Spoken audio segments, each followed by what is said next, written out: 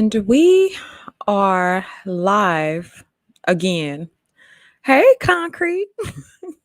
Hey, we are live in effect once again, and hopefully you guys can hear us clearly. There are no technical issues. I think we're waiting for people to join us so we can get confirmation that the sound is good, but I can certainly hear you clearly.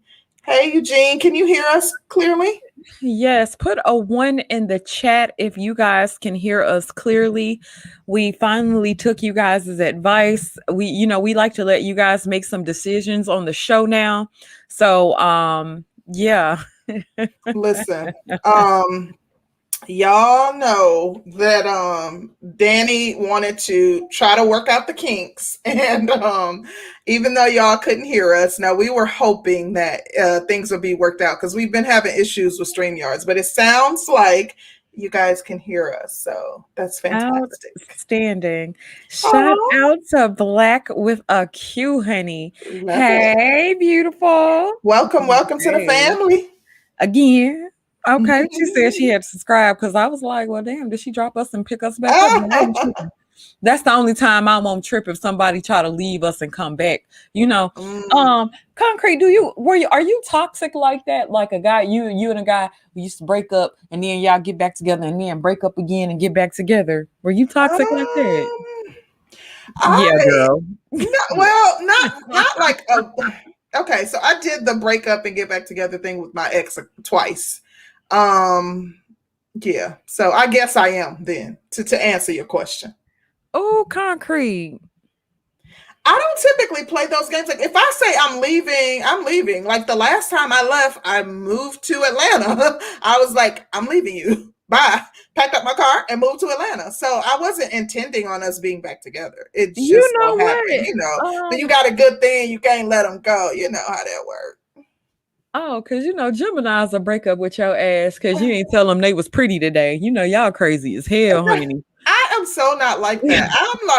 I'm really understanding. I'm understanding to a fault. I don't be tripping. I'm sensitive yet understanding. I know that's hard. Yeah, girl. That don't make a lot of sense. Yeah, girl. I am like, I'll be like, I try to give people the benefit of the doubt. Like, so for example, I have a friend who I love, that's my boo, but she was saying, had like a long drawn out discussion on social media about friends who, like don't reach out to you.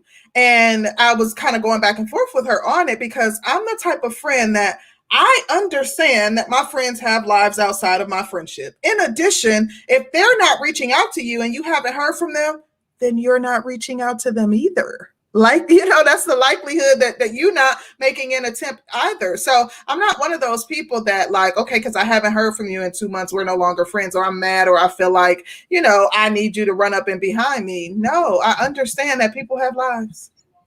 I am like hella needy, but you're Sag. Yeah, so I need the attention. Like if you don't call me, and it's not like I'm gonna call you, I'll call you and be like, why you haven't called me?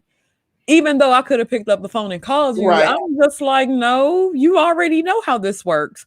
Oh my gosh. I have abandonment issues, so I need to feel like you love me for me to open myself up enough to reach out to you. So if you're reaching out on a regular basis, then I feel comfortable with doing it. But yeah, Aquarius, so Aquarius is baby. And I have an Aquarius moon. Oh, so, y'all need too much, like too much. Yeah, and then have the nerve enough to be low key like a bad friend. Like we're not really there. Like if you call me and you go through like a crises and shit, I'd be like, damn, that's fucked up. I'd be like, I could send you a couple dollars or whatever. I could send you some money. Y'all don't give that emotional support. Like as a Gemini, I'm not gonna be the emotional friend. Yeah, I am extremely like. She called me a few weeks ago, and it was like the middle of the night, like 11 p.m. And she's like, "Oh, I'm going through something. I need you to come." And I just got up and went right to her, and sat with her for like 2 hours while we talked. Like, she wouldn't do the same for me. No, she's not, because she got a life to live. Exactly, because she's and you know what it is with a Gemini. With my Gemini friends are constantly going through crises. Like everything's a crisis, and it's like, so with my Gemini friends, I'd be like, oh, this ain't really anything new. Like, I'd be like, See, oh, we're gonna be fine. I am I don't confide in people. Like I'm not the friend. Like I don't really call my friends and like I'm the person that I'm going to work through stuff on my own. I don't call people when I'm going through stuff. I don't expect like I barely will tell my fiance that I'm going through something. Like I'm just not that person. I'll deal with it on my own. And my way of dealing with it, like I'm going to come up with a plan A, B, C, and D. And that's just like because I don't want to dwell on it. I'm just not the friend who gonna be calling you with all my problems. Well, I'll call y'all. I'll call you with my problems, I and I'll be don't like, mind fix it. because But all my friends call me with their problems. I'm the counselor. yeah, I'd be like, fix it. And And I'll come up with 10 different solutions. You can do this, this, this, or this. Which and one? Like you then got options. if you call my ass a week from now and be like, I need help with this, I need you to help me with, I'd be like, girl, I gotta do da da da da. Oh my gosh.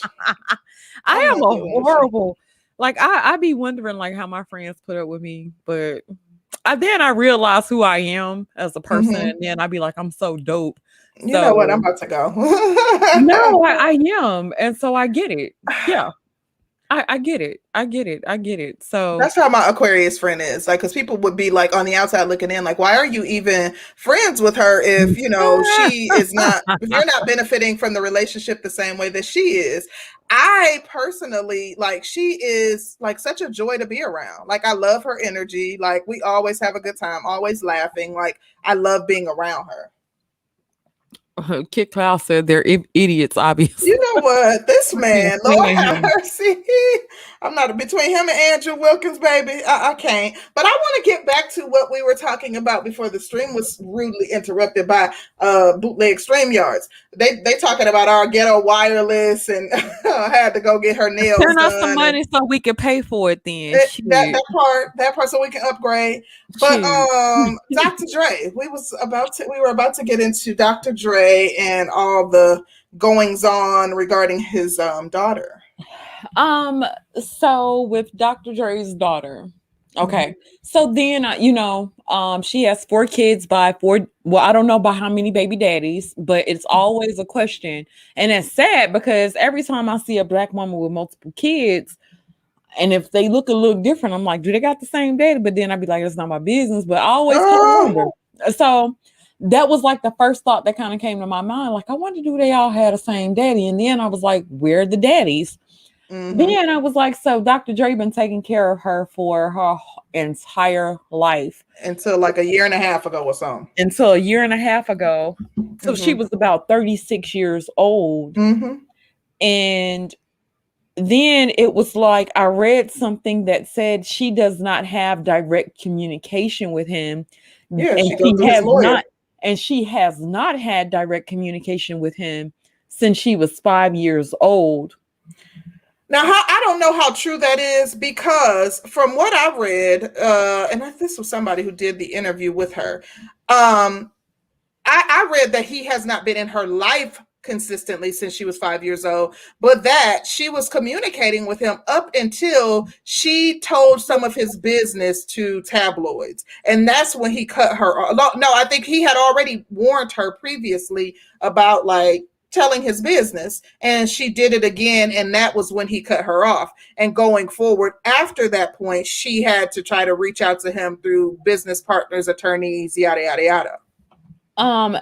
So then it kind of made me think that she does have a lot of issues, but if he hasn't been a consistent staple in her life for however long, then somebody dropped the ball somewhere, and I would say that it was on him and the mom. If you are constantly throwing money at a situation and you're not taking time to nurture that situation, that's not even a situation. Let's talk about children. If you're the type of person that throws money at your children and you're not actually going to correct the problem or instilling certain aspects of life in them, then what do you really expect? And so then you have people who say, well, she's 38. So at 38, she should already know what's up. I mean, she's a grown woman with 4 kids and da da da da da. And I'm like, but she's not a 38 that's had to get it out the mud. most of us as people didn't grow up with a silver spoon in our mouths. Most of us have had to go, had parents that raised us or somebody that raised us and made our asses go to work. We had to go to school. We had to bring home a certain type of grade. Or even if we didn't, when we got grown and we weren't 18 anymore, a lot of us moved out of the house when we were 18, or we went to the military, we went to college. Most of us had something to do, and nobody was, a lot of us didn't get brand new Benzes and BMWs to go to school, and not even like the little cheap ones. They got like the good kind of cars and stuff. So a lot of us we weren't wearing designer like that in high school. Like if you had a little Gucci purse, you probably had a little Gucci purse. Oh, baby, we was on that Coach and Coogee. Coach purses with the Coach belts and the Coach bucket hats, boo, and the Coogee dresses. Like, what you know about it? But I've been working since I was 13. I had a consistent babysitting job since I was 13 that I babysat 3 times a week for a neighbor. But and it paid well. Look at Auntie Wanda with the message. Auntie Wanda. Thank you for adding. We are taking donations, guys, so feel free to donate to the pot. But what I want to say is I understand what you're saying, but I do think that that's excusing her. At some point in your life, you got to get off mama or daddy's tit, and you have to do for yourself. You not only are you 38, but you have 4 children. Like at some point in time, you have to become self-sufficient. If this man took care of you up until you were 36 years old, why were you not making a plan? Do you expect that he's going to take care of you for the rest of your life? Why were you not planning to do something outside of that? You could have bought a couple trucks. You could have gone and gotten your RN degree. You could have, there are so many things that she could have done to ensure that she's self-sufficient. Now she's claiming that she is living out of a rental car, but that her kids are staying with friends. Me personally, I would never be able to see my grandchildren in a compromising position. But at the same time, like, because he bought his mistress a house, that's his money. He paid your rent up until 2 years ago. Yeah, but my whole point is, and this kind of goes back to the point that I was making.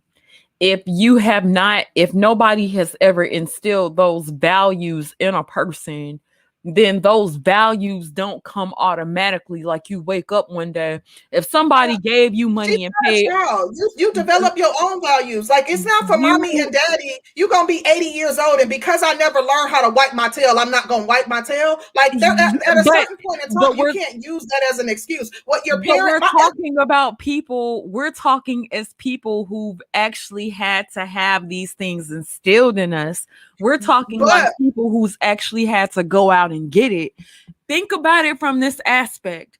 And then this is the thing that kind of kills me with us as a society.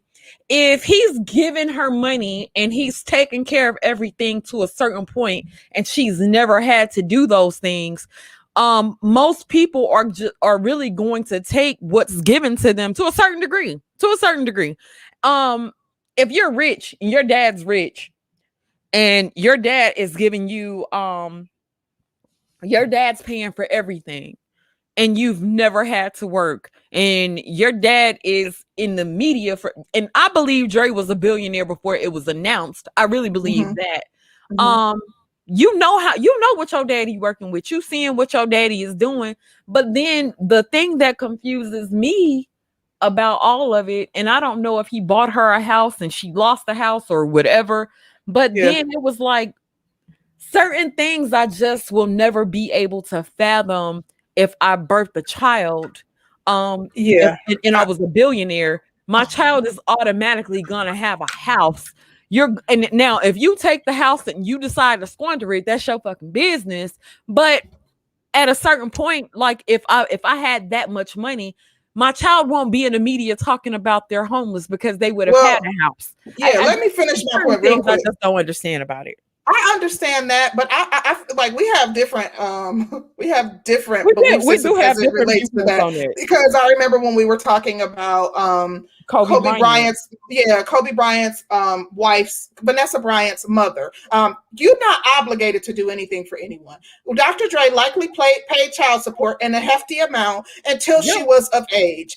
Anything that you do for your child after that point is a gift. You are not obligated. And who knows, like, what her, she might be squandering money off. He might understand. He knows her better than we do. He might understand that she is irresponsible. Who knows that? I'm sure he's had conversations with her before and trying to encourage her to get into do something for herself. Like, what father wouldn't if you still taking care of your 40-year-old child? And despite the fact that there's things that she didn't learn, she didn't have to learn how to get it out the mud. Do you understand that all of us, there were areas of opportunities that our parents did not feel that we had to learn on our own? Me and her are virtually the same age, and you have 4 freaking kids. Like, nobody is entitled to, you're not entitled to anyone's funds. No one is obligated to take care of you. Clearly, she had, like, when I read when I was researching this, it said that she has had to, I think, like, there was a break in time where he was not taking care of her. So then she had to go back and ask him for help. And she said he gave her the help that she was requesting and paid her rent up until 2 years ago. So clearly, you knew that there was going to be an end date because he hadn't been taking care of you prior to that, with you reaching out to him and telling him you needed help. So he started back paying your bills and gave you the help that you needed. You had to know that that was going to end at some point. And now you in the media smearing him, doing a smear campaign, a week-long smear campaign on social media, dogging him out, talking about how he's spending his money on his mistresses. He spent his money on you for 40 years. Like, that man is not obligated to take care of you and your children. Well, he was definitely, you got poor vagina management. You have all these kids and you can't take care of yourself. How stupid is that? I wouldn't reward that either, ma'am. You on your own. Do what you gotta do. If you've done it up to a certain point, and I keep going back to this point, if you've done it for that long and you've kept doing it, and you've never required anything for her, you've never had a standard for her to meet, you've never disciplined her, you sent her out into the world, you fed her money, you sent her out into the world, she was able to cry her way back in, you sent her ass back out into the world, and then you say, okay, well, now as an adult, she should already know these things, and that's not how things work. But why are we assuming that? Let me finish my point. Things have to be instilled in children. Hard work has to be instilled into children. She grown. Yeah, but what I'm saying is, if you feed if I was to give Solomon thousands of dollars, Solomon's walking around in designer. He's walking around with a bad attitude, and he's in designer clothes or whatever, and he's not taking care of business. But all I'm doing is giving, but never requiring him to do anything. Or he's got a codependent and he's looking for me for his next meal, and I keep providing that. Then I don't expect Solomon to be a productive adult. With her being that he's taking care of her from when, and he's obligated up till she's 18. He's obligated up until that point. But after 18, she doesn't I don't know if she has a college degree or not. I don't know. But if she probably not driving for Uber Eats. If she doesn't even have a freaking college degree, that means that they've never required anything from her and they've taken care of her without. Daddy, that's not what that means. Maybe he did require it because he cut her off at some point, and she said she had to reach back out to him, and he did start back helping her. So clearly, he was trying to enforce standards with her. He did say, "Okay, I'm cutting you off." It didn't sound like he cut her off because she wasn't abiding by standards. It sounded like he cut her off because she went to the media with his business, and she. Okay, that is a standard. So that's one standard that she couldn't as being a standard. That is like if I say, in order for me to do for you, keep my business out of that space. But that's not adding to any core. It's telling her to keep her mouth shut, but that's not adding to core values that's going to make her a better adult or a better human being. we're assuming that he did not employ or that he did not encourage her to have standards, or he did not have a set of standards for her to subscribe to. We don't know that. If the story is in the media that she's had to get contact through him through a lawyer, and he felt that deeply about their communication style, then that already tells me that something was fucked up somewhere along the way. Right. We're not gonna sit over here and say, okay, she is a fucked up adult at this point, but we're not gonna sit here and say that Dre was the greatest father either. That's a big problem.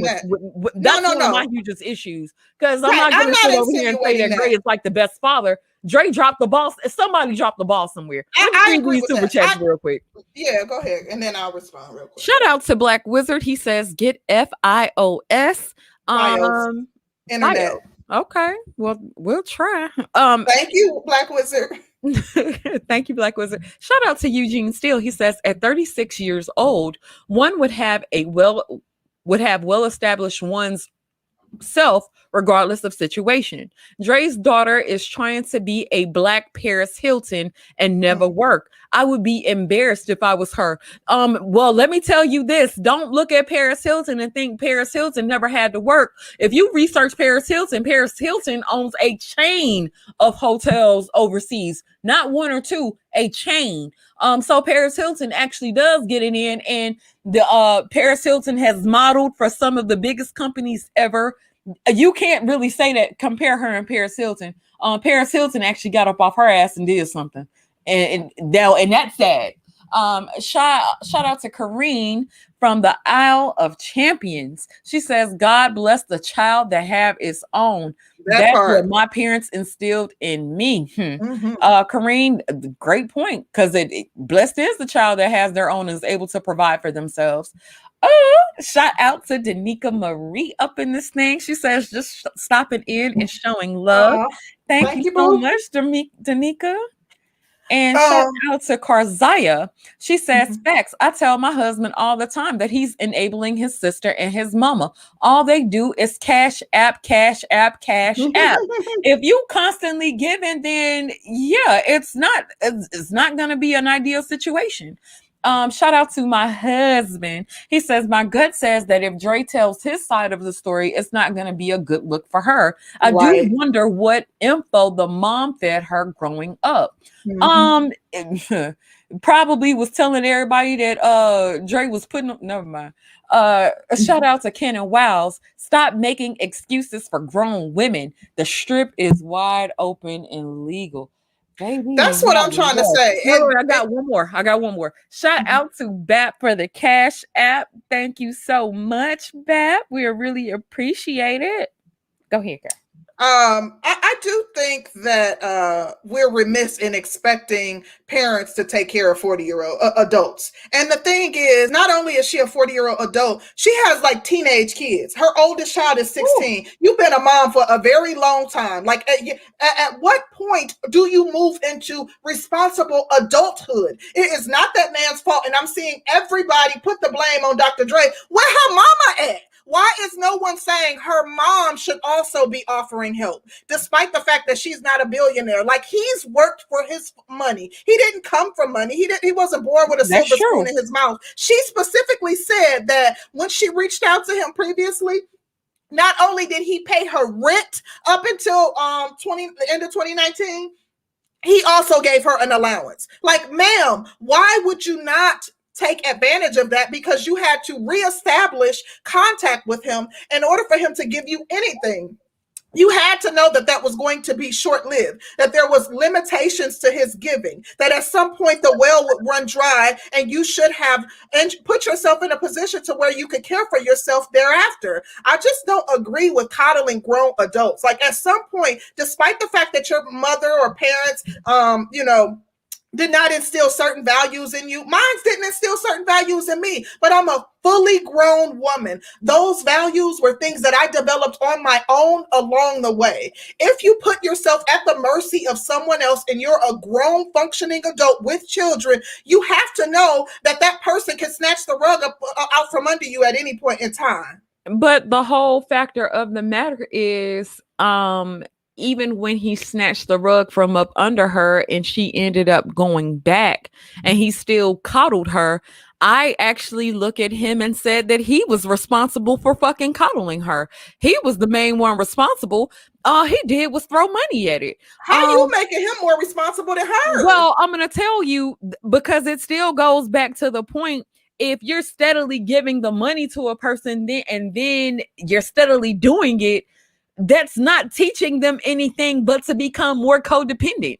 A person that's been codependent is not going to wake up one day and then be like, oh, I don't need to be codependent, because it's never been an issue. I've been able to cry and call my daddy. I've been able to do this and call my daddy. My daddy has it. My daddy's going to bail me out. My daddy's going to take care of it. My daddy's got it. And then the fact that she kept having fucking kids and they kept supporting her ass, I'm calling my dad. My dad's gonna fix this. And that's what her dad has done. So when she gets to a certain point where she acting like she is fucking entitled and she is doing whatever, yeah, everybody dropped the ball when it came to her, the mother and the father, because we're having to deal with a young, no, she ain't young. You're having to deal with a grown ass woman who's sitting around looking for somebody to bail her ass out, and there's nobody coming to save her. So to me, I feel like they both dropped the ball. Yeah. I'll say one last thing.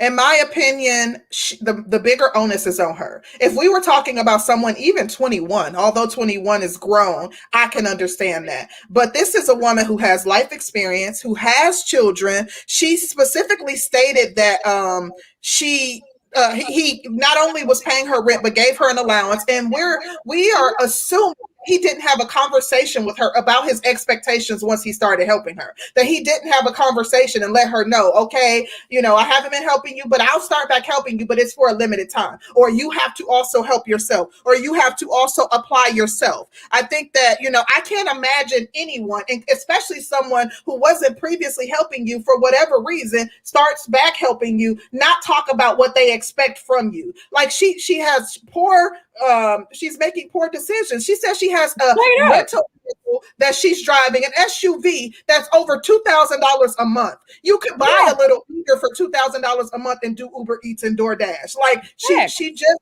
is not acting as an adult, and I'm holding her responsible. She has the charge of conducting herself as an adult at 40 years old, not Dr. Dre. Despite what her parents did or didn't instill in her, you grown now. If they drop dead today, then what you gonna do? She'll have to get out there and sink or swim. Shout out to Sean. He says, I wonder if it was a 38-year-old man, would he be able to do this with his wealthy father? You know what, Sean? I would probably have a lot of the same thought process, because I get that a lot of things isn't just waking up and deciding that you want to be a responsible adult and you go forth and do that and you're going to be successful. Life does not work like that. It would be nice to think that if you worked hard and you did what you were supposed to do and you got then everything works out. Now, I would say that you definitely have a greater probability of shit working in your favor when you do work hard for some shit. But when you have an entitled, spoiled ass brat and nobody raised, and it to me, it's almost like nobody really raised her.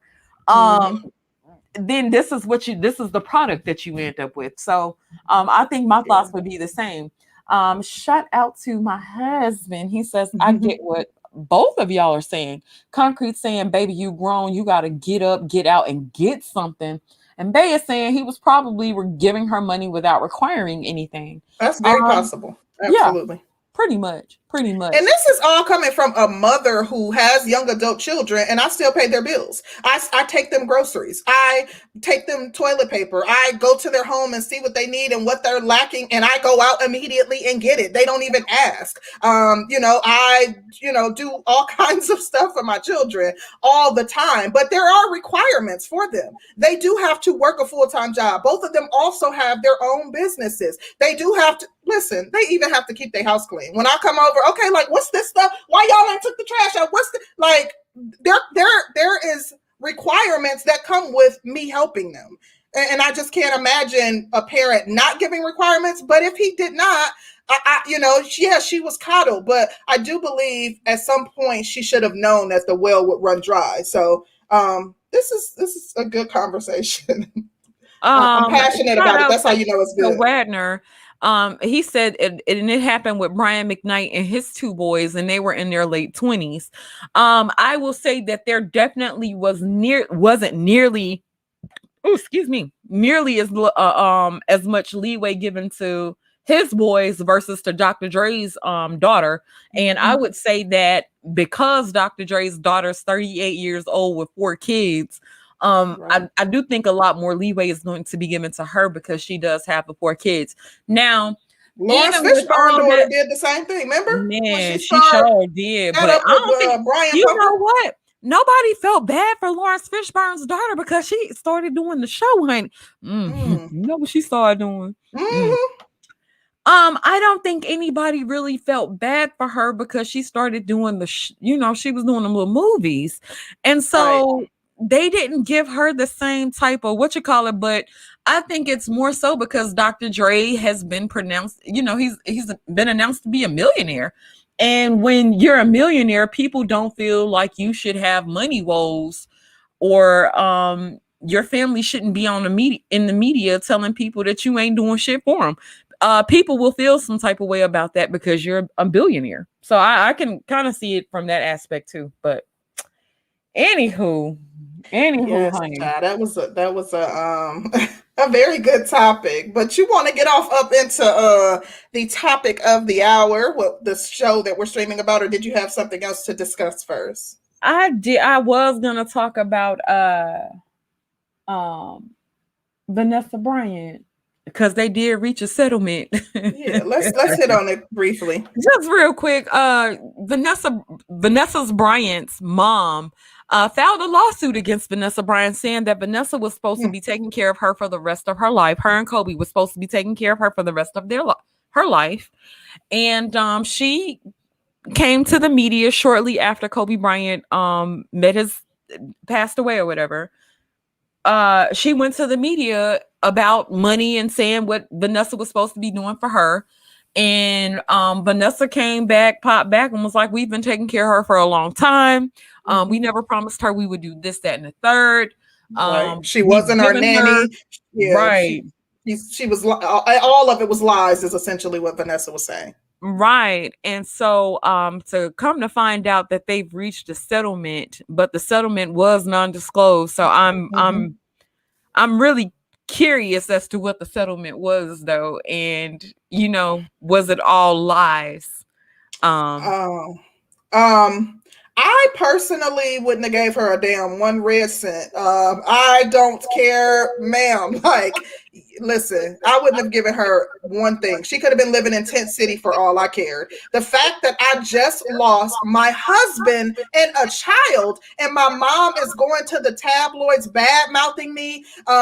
She's dogging me out, and I've given her endless amount of help, ensured that I paid her rent, and ensured that she was taken care of, bought her new vehicles and everything. And at a time when I'm still grieving, for her to come at me sideways about money, she wouldn't have got nothing from me. In addition, I would never speak to her again. She would essentially be dead to me.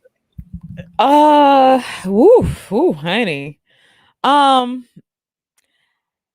don't know. I look at it and I don't know. I guess I kind of look at it different as far as the money concerns. And then I don't know. It's kind of got me a little emotional, I guess, because I lost my mom. And when I lost my mom, it was kind of shocking. And me and my mom had a little falling out over some money prior to her prior to her dying or whatever. And so, I was it was like one of those things, like if I can't afford to do something for a person, then I'm not going to do it. Like if I can't afford to give it away, I'm not loaning you any money. Right. I'm not doing any of that. I'm not loaning you any money. If I have it to give to you, then I'd rather give it to you than loan it to you. I'm not going to put myself in a financial bind looking for you to do something back. And so when I kind of came to that conclusion about who I am as a person, because I'm real stupid about my money, and I will cut a person off over something like that. And so then I had to realize, okay, how important are my relationships versus what the money is, or the principles behind the money. And so then it came down to a point of like being able to set boundaries. If I don't have it to give, then I ain't got it to loan, because I don't want to fall out with anybody over anything that can be replaced. And that I'll always generate money. Money will always come to me. I'll always have money. Do I really want to fall out with the people that I love dearly and that are closest to me because they have issues, this, that, and the third? Generally, when people have it together, they're not looking to come to you to harm you over it or to deal with you a certain way about it if they feel like they've gotten it all together. Now, I'll say that some people are definitely greedy. I get that aspect as well, but I don't necessarily think the greed is necessarily the issue, but the shit that's driving the greed, it's what's more so the issue that I want to get to the point, get to the bottom of. But right. I just kind of looked at it like when it was me and my mom, and I'm glad, I was so happy that we actually resolved our issues before she passed away, because the money was replaced 20 times over. My mama gone though. So it was like one of those things. I had a similar situation with my mom. We got into it over some money and hadn't spoken for 4 months before she passed. She passed like 2 weeks after her birthday, and I actually called her and we had a very long conversation on her birthday. I don't regret how I handled things. She asked me to buy her a deep freezer, and I said, yeah, I'll buy you a deep freezer. I was en route on my way back. She lived in Illinois, so I was en route on my way back to Atlanta. And I said, I'll buy you a deep freezer next week when I get paid. And when I got home, the following day, like, she called me and I missed her message. I was at work, and she called me again and I missed her call, and she left like a nasty voicemail about me. Like, if you didn't want to give me the money, that's all you had to say. And I'm like, whoa. Which my mom did have some health issues, so maybe she didn't remember that I said I would give it to her on the following Friday. And so when I told her, like, I didn't say that I would give it to you, as soon as I got back home, I said, next Friday. And she was like, because I was with my ex, and she felt like I should have just got the money from him. And I'm like, no, you asked me to buy you something. Like, how are you expecting me? Because, we were both visiting her.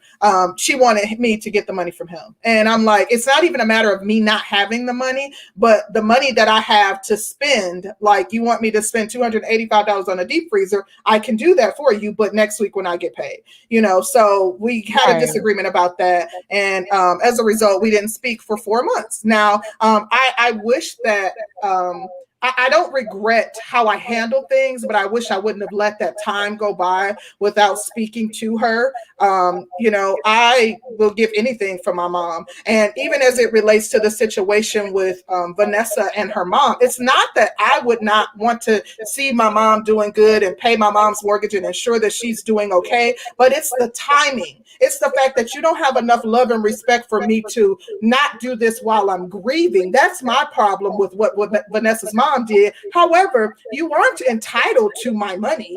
I'm not obligated to put you in a better position because I married someone who is rich. That does not mean that you're wealthy and that you will live a wealthy lifestyle. But personally, I would upgrade my mom's lifestyle and buy her a home and do all the things. But if you came to me during the time when I'm grieving, you ain't getting nothing from me, like, at all whatsoever. I have very firm boundaries, and this is something new for me. You went out.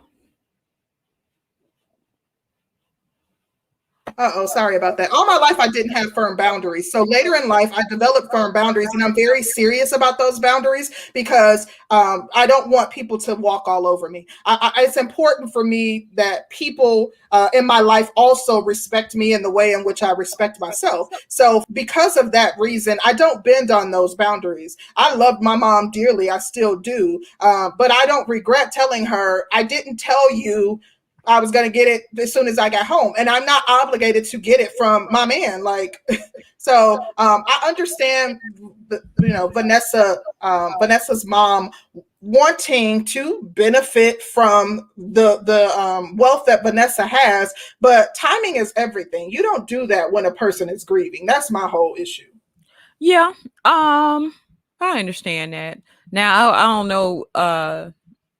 I don't know how far I would have went to cut my mom off. But it's just one of those things to where I don't know. And you can't really say what you would do or what you wouldn't have done until you're kind of in that position, so to speak. So I don't want to say, well, I would have did it like this or I would have did it like that. Yeah, but you don't think you would have cut your mom off. I understand that. Yeah, not to a point to where my mom would be in media drawing negative attention to our family.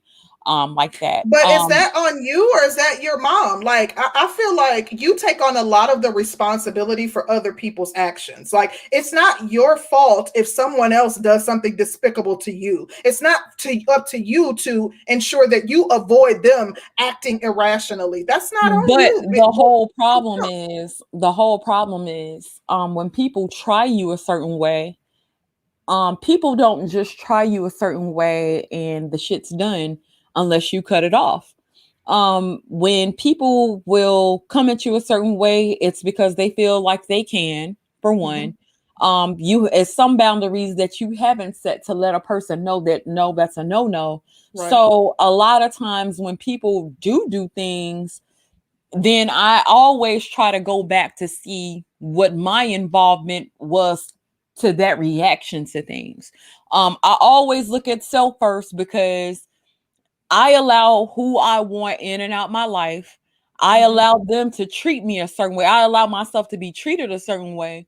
So I always go back to what it is that I allow with this person or what my actions was with a person to make this person react a certain way to me. Now, don't get me wrong. I am a person that is about boundaries. Don't handle me any old type of way. I'm generally too fucking nice. Like I'm a people pleaser to a lot of degree.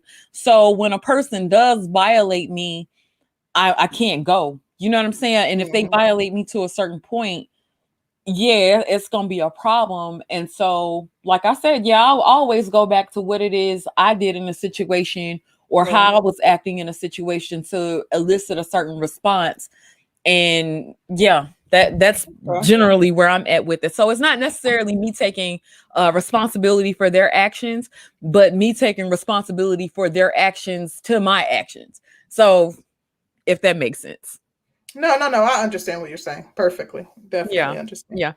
Shout out to Mr. Curlin. He said Dr. Dre's daughter equals Vanessa Bryant's mom. Dre equals Vanessa. See the parallel? Yep, I do. Yeah. Shout out to Black Wizard. Sister George, it's not always about what you allow. Sometimes people are just awful to others and it has little to do with you. That's true. That's true. That's true to a certain degree, but what I also notice is with the people that you allow in your immediate circle, what type of people are they? How do they treat you? How do you allow yourself to be treated? At one point I was dealing with people who didn't really fuck with me and they were still allowed to be around me, even though they didn't mess with me because I wanted to be popular. I wanted to be with the in crowd, quote unquote. And it wasn't a beneficial situation, but I was still around those people. And so then when things happen, then you have to really kind of sit back. Well, those people didn't really vibe with me and I ain't really vibe with them. So, I'm talking about more so in those situations. I think that when you're out in public and you're dealing with people, I give people credit for being humans. I don't expect a whole lot. I just don't.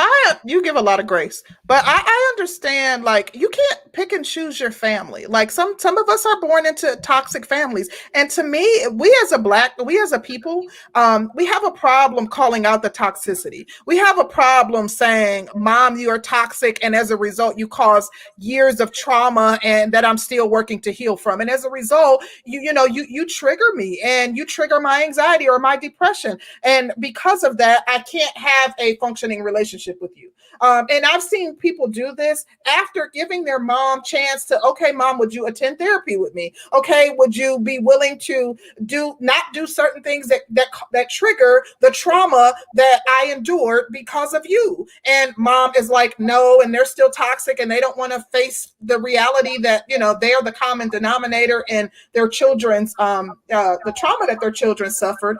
And like there's not enough accountability. And when we talk about accountability, we also have to talk about it from the standpoint of parents being accountable for what their children endured. And personally, I think just for me, if I lost my child, just even thinking about that, and you caused me more pain and angst during that time of healing and grieving, that's unforgivable to me. Like certain people, and that's part of me establishing healthy boundaries, knowing that certain things I will not forgive you for. Does that mean that I would no longer love my mom? Absolutely not. That doesn't even mean that I would be in the room with her and not acknowledge who she is. But I won't have a relationship with her where we're talking on the phone, we're vacationing, we're doing all the things. And that's part of me understanding that I have certain things that I will not forgive you for, and ensuring that I'm true to myself by upholding, people to certain standards as it relates to those just very things that I feel very strong about. I understand. I understand.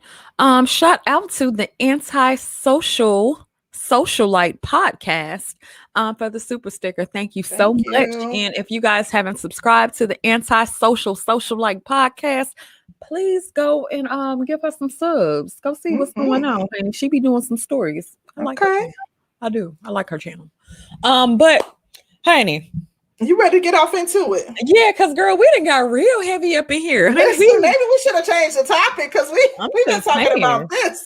But I'm ready. Let's get off into the actual topic of the stream, and we are talking about Shug Avery syndrome. And we are doing an analysis of bad behavior. Yes, honey. So we had a couple topics surrounding this topic. And if y'all know me, then working with me is like working on a roller coaster, because one day I'm feeling something, the next day I'm Oh no, I thought I was on mute. My bad. Go ahead. I'm sorry. You ain't shit.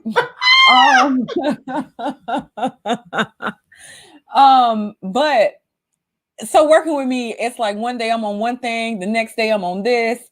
I wanted to do something, and initially we wanted to do something on Miss Celie, and then I was like, Celie kind of rare, like Celie ass depressing child. It was depressing. If you've ever watched The Color Purple, you haven't watched The Color Purple, then you probably, you'll understand the stream when we start talking about the parallels.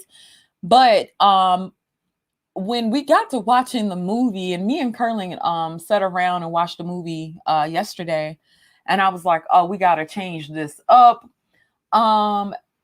Shug was a bad bitch. I know the manosphere and a lot of our audience probably don't like to hear the term bad bitch, but you have to tell a chick, you have to call it what it is.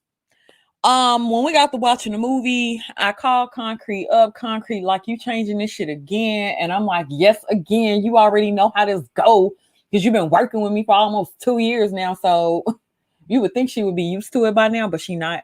So she was at all. Girl, just watch it. See what is going on. Me crazy. You be all right. And so she watched it and she was like, yeah. And so here we are.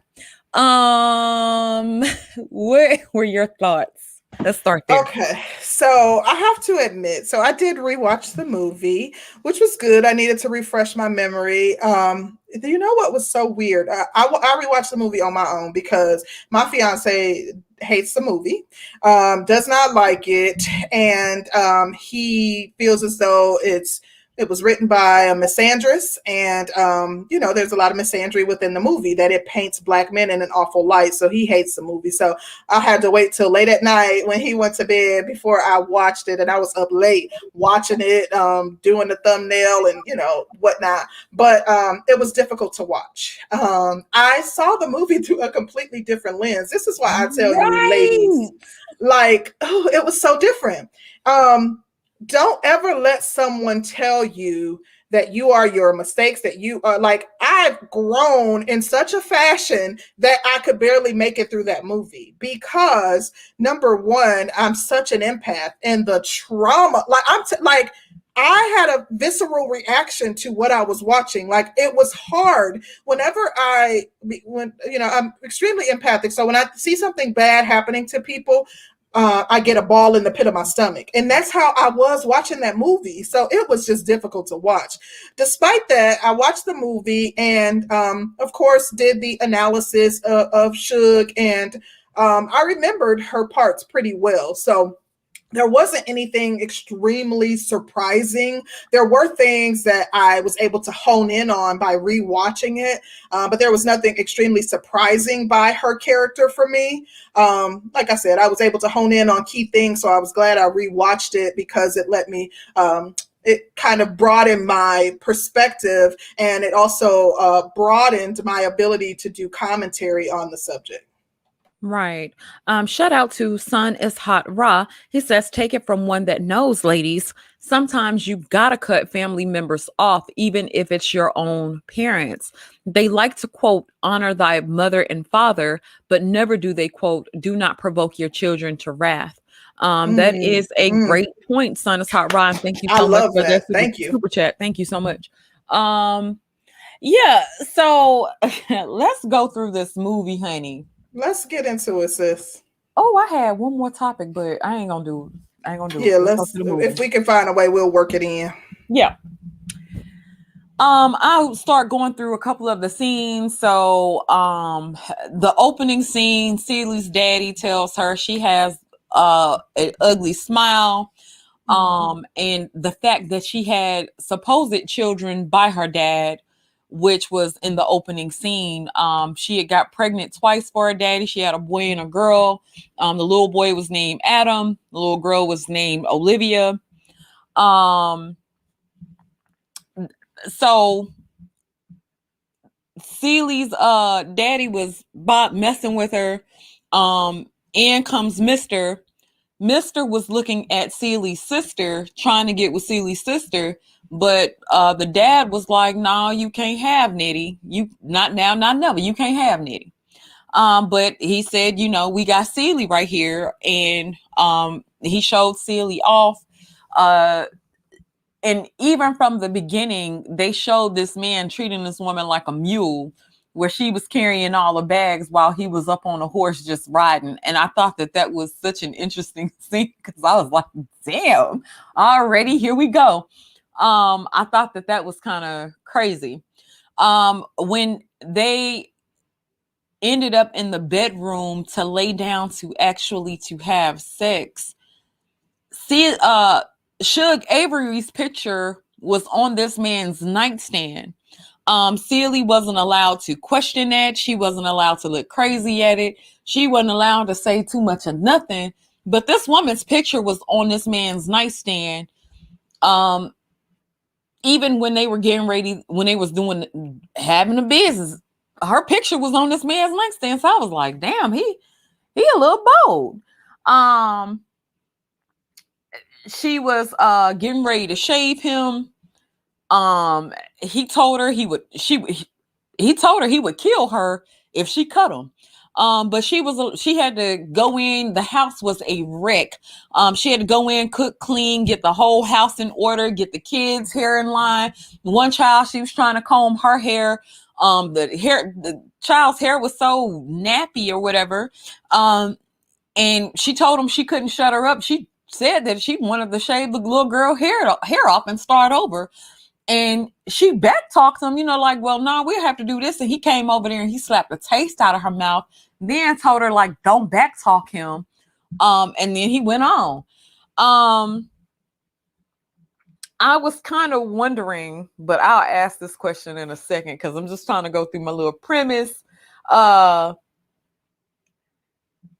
So then it comes to find out that Shug was coming to town or whatever. And when Shug was coming to town, Celie was actually sitting there getting him dressed. She handed him his shoes, his ties. She helping him pick out clothes.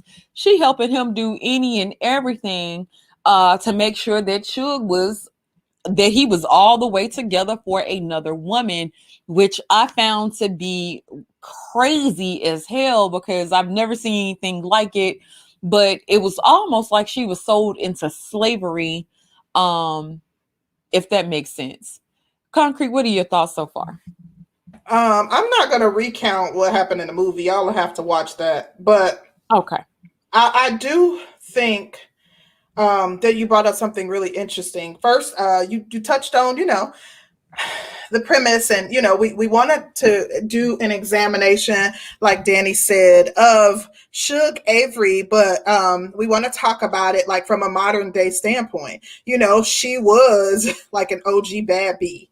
But what you touched on that I hadn't even considered until you just said it was the fact that I mean, of course I watched the movie, so I saw Celie getting him dressed, but I just thought about it from the standpoint of how many homely looking women are ironing their man clothes while he's getting ready to go out, not knowing that he may be going to see to see a bad bee. You know what I mean? Like that just like dawned on me when you said that. So that's very interesting. But I think you did a good job of covering like the premise and kind of what our reasoning for covering this topic and essentially what we'll be talking about in the discussion, just kind of an overall objective of what we are going to be talking about. So I think that there's just a lot of correlations between Shug and what we see in the modern day bad chick. Do you want to go over the parallels, or you want to you have something else that you want to discuss first? Because I think you essentially you did a great job covering the premise, so I don't have much to add there, save for the fact that it just dawned on me that today's woman, a homely woman in today's time, might be helping her man get ready, not knowing he's going out to see a bad chick. Girl, she probably know and understands that she is not not able to compete on the same levels. She is just not that person, and so you have homely women who will allow their men to do whatever because she understands that she's not able to compete. And think about it. All of that was crazy. Yeah, think about it from the standpoint of for a black man, Mr. was doing well for himself. So especially if we're talking about a homely looking woman or unattractive woman or an unattractive woman and how she might be dealing with a man who has a certain level of status. So he might be successful in his own right. And as a result, she's accepting the fact that she he goes out and does this thing with bad chicks because she feels like she's married up. Yeah. Mr. had a farm. He had a house. He had animals. Him and Harpo was actually out there working and, where he was trying to train Harpo up to work with the animals and whatever. But then, it came to a scene. And so then when you start to see red pill and blue pill, and then from being in this space, I was like, how could Mr. be such a simp to Shug? But when it came down to Harpo and Sophia, Sophia comes to Mr. and say, well, me and Harpo about to get married. Mr. saying like, well, get married for what? And Sophia was expecting at the time. So Mr. saying like, well, how he know the baby Harpo's? And I was sitting there cracking up because Sophia was like, well, he was the only one I was with. And it kind of made me laugh because I was like, the nerve. You're questioning him about something, but we'll get back into those scenes. But I thought that was very, very interesting. Because Sophia was like, well, what the hell I need to marry Harpo for? Everything he got, you didn't vote for him. Everything he needed, you didn't provide it for him. So what I need to deal with him for? I thought that was a very interesting thing, because she was like, I'll take care of my child by myself. Before she have to depend on somebody who living with their daddy, or however that went. And so I thought that was a very interesting premise too, because sis was actually ready to be a single mother back then. And I thought that was interesting, because she was like, well, I'll do it by myself if I need to. I ain't worried about it. So I thought that Mr. was very, I would look at him as selective red pill, because when it came down to Shug, he was about that life when it came down to Shug. But let me read this super chat. Shout out to Leo Anthony. He says, I think this movie was supposed to represent the abuse Black women face in relationships with Black men, and where many of them got the idea to be a submissive wife was to be a slave. You know what, Leo? Because I'm thinking about the marriages that I saw in, basically, so I saw the relationship between Celie and Mr., of course, which was the main characters. I noticed the relationship between Shug and Grady, which was the man that Shug ended up getting married to.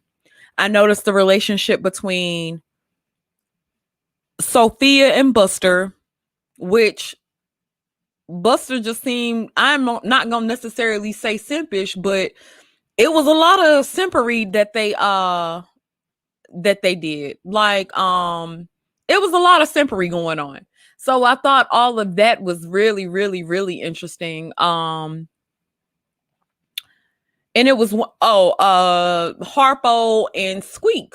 But they never really showed, they showed a certain part, but they, of course, they didn't harp on it like the main characters, but I did notice that I noticed all of those relationships throughout the movie too.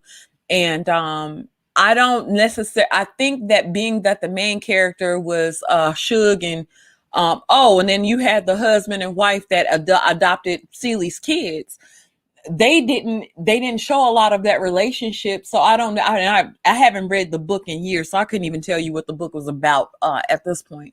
But they didn't show a lot of those relationship parallels, but it was either one extreme to the other. So either the men were like hellified simps, or they were hella abusive. So I thought that was really, really interesting. Okay. I do have to say that I do feel as though, the portrayal of Black men in that movie, if you look at it, like there were no strong Black men who did not exhibit I guess what I would refer to as like toxic masculinity. I do think, just in an overall analysis of the movie, that it was during the era when the whole, notion of Black men being ain't-ish, Black men not taking care of their families, Black men being aggressive and criminals, and just engaging in all kind of debauchery and being more a moralist species was heavily pushed throughout media. So it tied in with the mindset surrounding Black men in that day and time. Yeah, I think that's a good point. Shout out to DJ Cadillac. He says one of the many movies that damaged our community. Shout out to you for that. We appreciate the super chat. Let's go through more parallels. So go ahead. Go ahead. Because well, I think like I found it interesting, like I said, just re-examining Shug's character and just kind of noticing some of the correlations that we see within today's bad chick. The very first thing that I noticed was like that allegedly they have men at their beck and call, that she can drop into town whenever she wants, and she has a man who is married, but that will accommodate her, that is essentially at her beck and call. And I think that having men at your beck and call is part of what women look to when they desire to be bad chicks. Like, you want men to be at your beck and call. You want to be able to call the shots and kind of, be able to have them running in behind you. So that was one parallel that I noticed between the Shug's character and bad chicks of today's time. Also, their assertiveness, like they have that quote unquote, which I don't think that this is a thing, but alpha woman energy. Yeah. Where they running things, you know what I mean? Like, right. They are like the person in charge. They're literally emasculating men, telling you what to do and what they won't right tolerate. out of my mouth. You took the words right out of my mouth. The one of the scenes when she came in, it was raining. This man went to get her in a rainstorm. To quote Celie, twister weather. He went to go get her, and he brought her back to the house. He made Celie get her room together. She a friend of the family. Get a room together for her. When they pulled up, Celie running upstairs trying to wipe her face down, trying to make sure she looked good, because this woman, her husband's Holden, came to town and was coming to stay with them. I was sitting up there so in disbelief.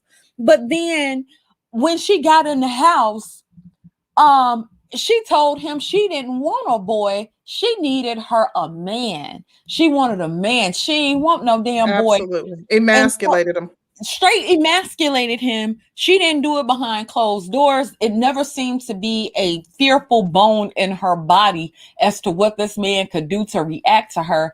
There was no fear about that. And what I've noticed from women who have that type of energy, they don't generally tend to fear men in any shape, in any way. And I thought that was an interesting parallel, because I was like, sis was like, tell that thing to fix me something to eat. You need to do this. You need to do that. And they were running to do it. And I was like, you just, like, what's going on? I was so in disbelief by that.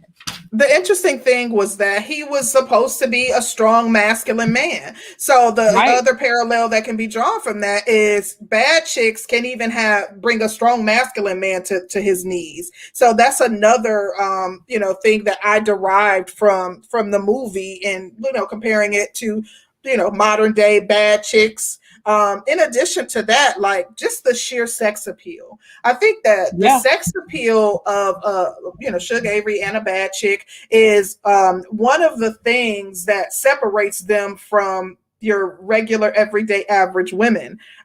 They ooze sex appeal. They are, even if you look at how they physically present themselves, oftentimes when you see a bad chick, like she's always, when she's outside, put together. That, she always has her inches. Her nails are always done. That she always has her Louboutins, or, her So Cakes, or, she always has the latest bag, and she's just always put together.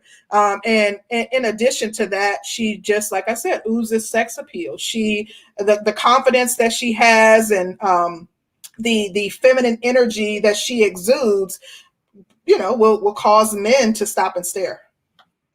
Absolutely. What I also noticed, it seemed that Shug was always looking for her daddy's approval, or her daddy's acceptance of who she was as a person, or her lifestyle. And I thought that was interesting. It was one line when Shug was in the bathtub and Celie was sitting there brushing her hair. They were talking about how many kids they had. And what I found even more so interesting, Shug's kids were living with her appearance. And I was like, damn, you could see that even throughout today, that a lot of women will go off to live their lives and leave their kids for the grandparents to raise. And I thought that was interesting, because she had left her kids for her grandparents to raise, to go run the streets and do what she was going to do. And when she said that children don't do good, like children have to have a father, the children don't do good without a father, I thought that was a very interesting line, especially coming from her. Now let's talk about how many baby daddies or whatever she had. There was a scene in a movie where Mr.'s father came through, and Mr.'s father was calling her all kind of hoes and saying that she had a nasty woman's disease, and she done set the population of Hartwell County a new high. So, Mr. was sitting there saying that all her kids had the same daddy. He could vouch for it. Now, mind you, they didn't have any type of paternity tests, DNA, nothing. You couldn't figure out who was who back in the day. So women were definitely able to get with pinning babies off on whomever. But she had Mr. convinced that those was his kids, and he was actually sitting ready to argue with his daddy about those being his kids, even though he couldn't really be sure, because Shug was out there. Shug was doing her. She a bad chick. So if a bad chick tell you the daddy, you gonna roll with it. I just felt like it still brought forth a parallel of certain types of women being able to get away with certain actions without a whole lot of accountability. And they probably won't be held accountable until they get to a certain age, because they're just so pretty. You know what I mean? So I thought that was interesting.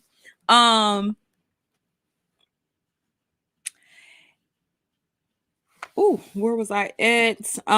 What else you got, Concrete? Because I found it also interesting that basically, from looking at Shug's character and how she celebrates life, she's always smiling and out in public. She at different clubs. She's traveling the world. That someone on the outside looking in might not realize that she has hidden trauma, which would be the same thing as what some modern day bad chicks have. A lot of times there is some sort of trauma that results in them looking at men or their transactions, their dealings with men, as transactional.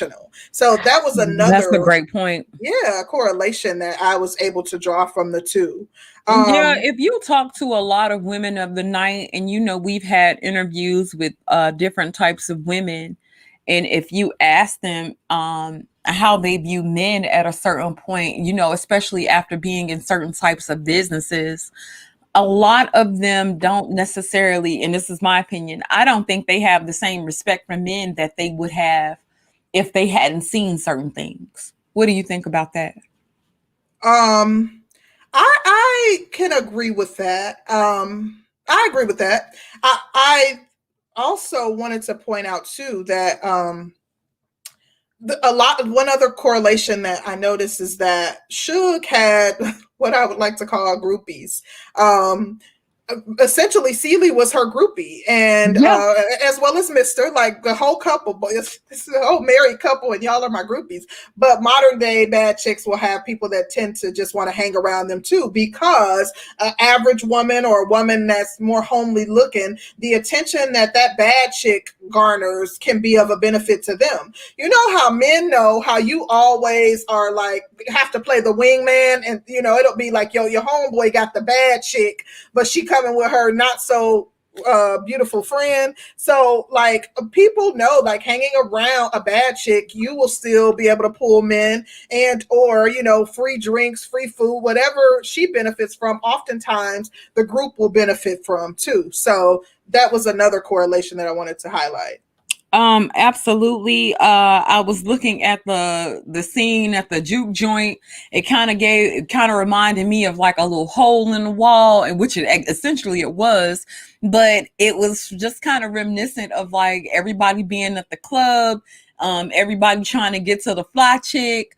Like the guys are sitting over there talking about she could catch a fish without a hook. He'll drink her bath water, and I was sitting over there dying because it does not seem like a certain amount of simping has ever stopped. When it boils down to it, because guys will still simp like that, which I found to be very interesting. Guys don't really go off into like how much men simp or what men will actually do. I think it's like a Pandora's box that men don't necessarily want to open, because men don't want to see other men in that light. Men want to see other men as powerful and strong, this, that, and the third. But, you know, it was just really interesting. Like, and they was openly stepping for her, like, oh, girl, like. Yeah, they weren't hiding it.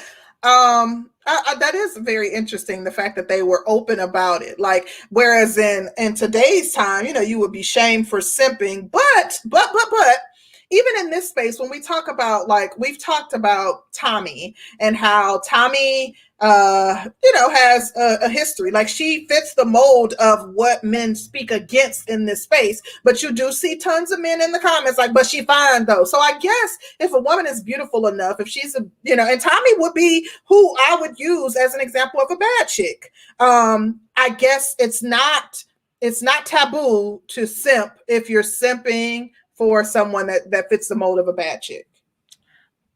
That part. Shout out to Eugene Steele. He says, I just thought about this. Do you think that Shug Avery also personified the feminist, the modern woman? Absolutely. Absolutely, positively. Because when you look at the traits that she exudes, most women want to feel powerful. Most women want to feel like that chick. Most chicks want people to envy them. Most chicks want to be in designer. Most chicks want to be kind of pushed up to the top. They want to be worshipped.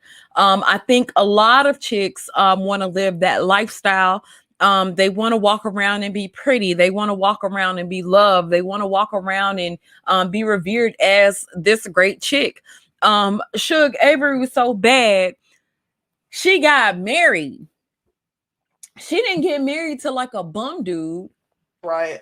She got married to a tall, light-skinned dude, quote unquote, with good hair, quote unquote. Facts. He would have been the catch. Back. Yeah, she came back with a big old rock on her hand. She had a big rock. Even for back then, that was a big ring. She came back with a big ring. And said that he had just brought that brand new car. He just bought it new. She bought this car. She bought this man to her. He had money. He had money. She was still, even after everything that she had did, however many kids she had, she was still able to pull her a high value man. Listen. She's so bold and narcissistic that she bought this new man to her ex house, with his wife that she her long time cuddy buddy that she didn't sleep with. Yes, that was pretty bold and pretty brazen, I must say.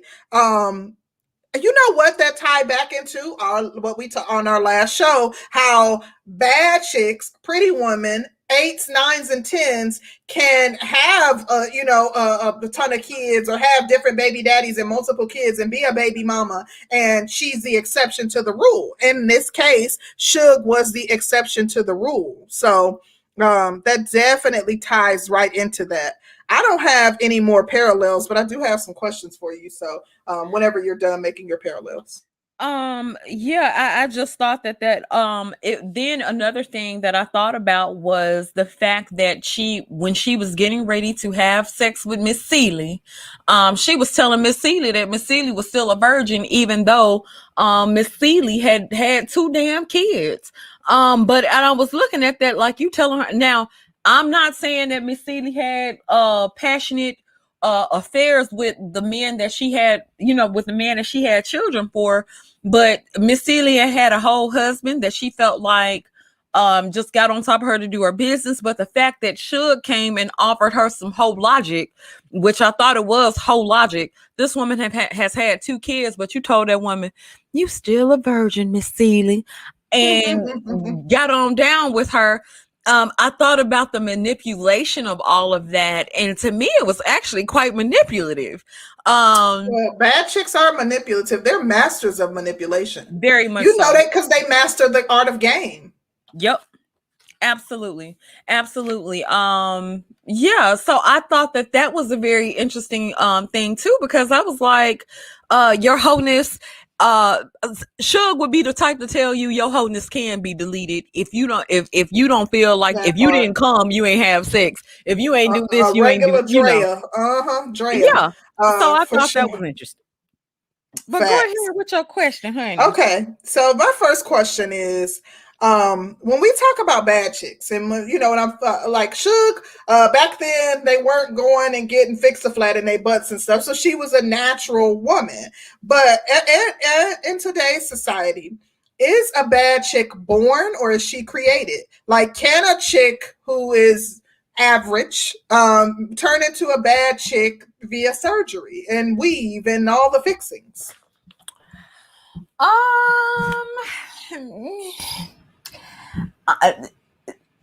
To me, and this is just to me, this is my opinion. This does not represent the opinions of the breakdown nor the breakdown.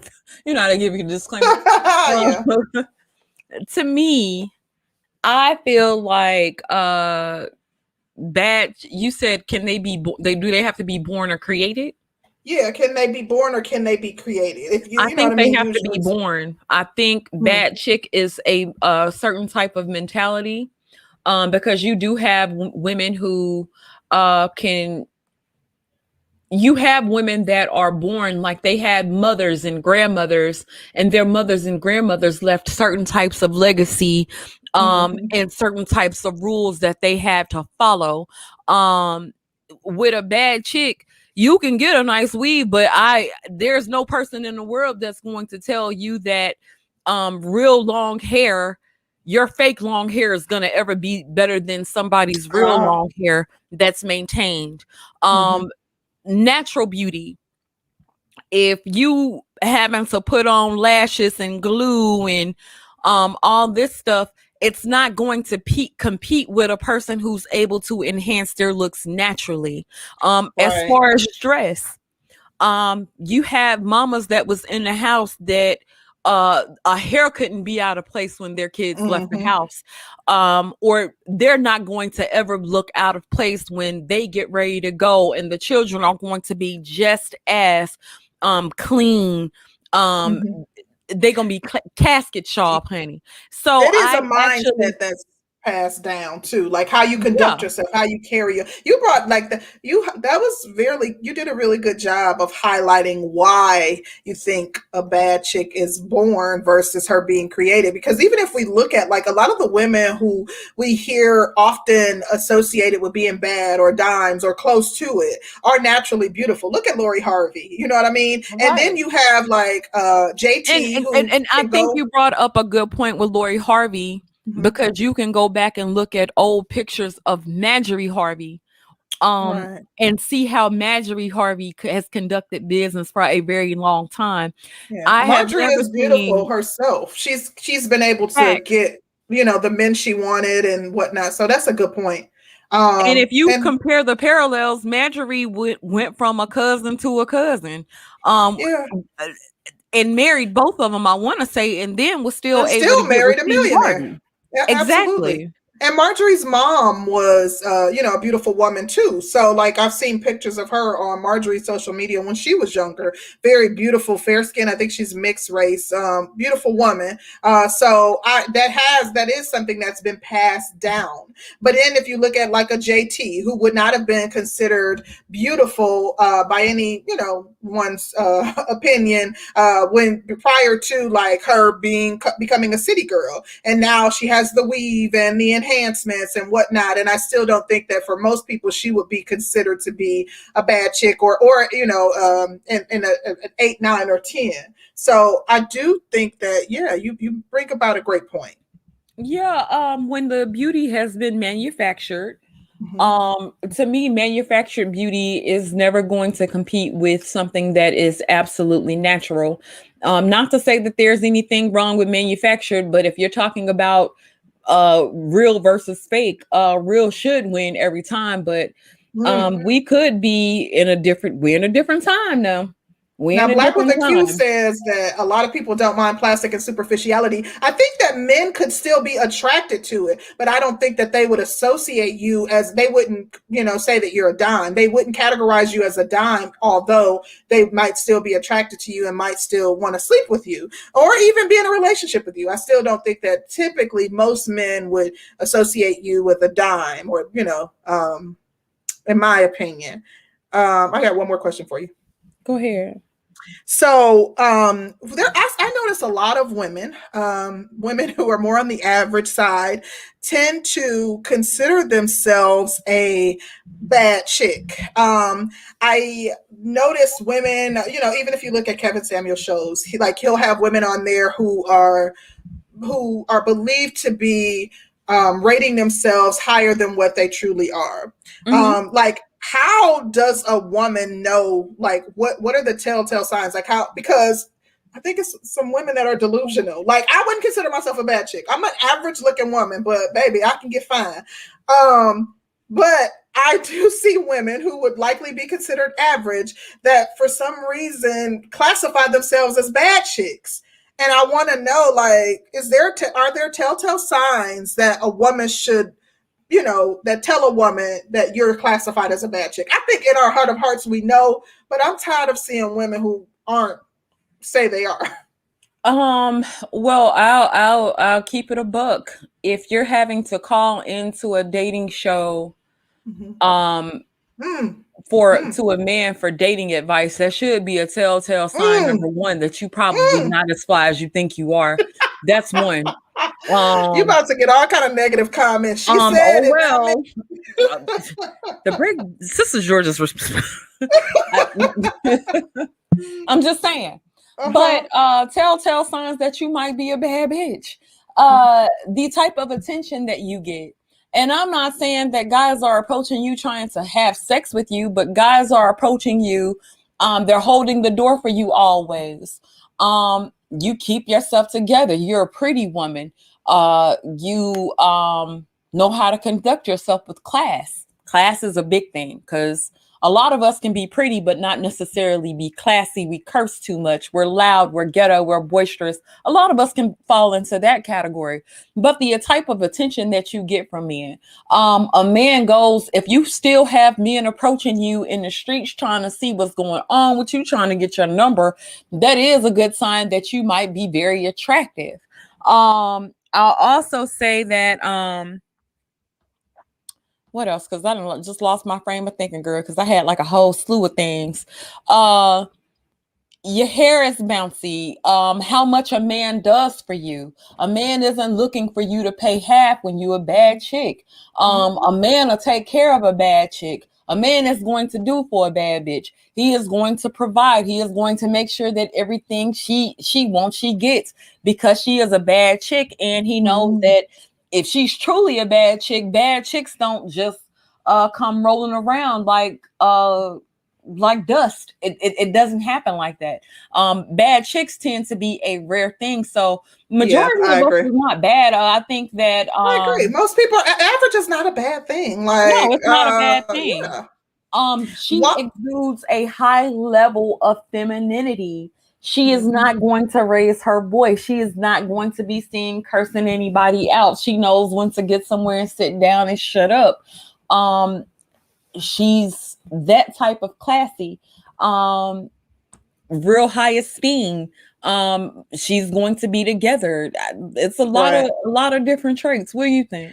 Well, I think you covered it pretty well. I think Renee was saying bouncy hair. I think the physical attributes may vary, but I think, to be completely honest, Renee, let me just say this real quick. Let me just, because a lot of chicks be thinking that they fly because they go get these ratchet ass weaves and they go get their inches and stuff. And then if you're trying to bad bitch, if she really a bad bitch, you ain't gonna know she got a weave in the first place. You know what though? I think that physical attributes can vary, but I think that the main way, yes, this will be an open panel. we I'm we're dropping the running our link mouths now, today. damn it. But I think the main way that is how the world around you reacts. I do think that women in today's society feel as though a bad chick can be created. That if you have the money, if you're going to invest in yourself, that you can create your own destiny, so to speak, because you can, level up by altering your looks, by, contouring your face, getting your inches, keeping your nails done, getting your body done, whatever. And I don't knock it out, that's your business. But I do think that that is the mindset of most people.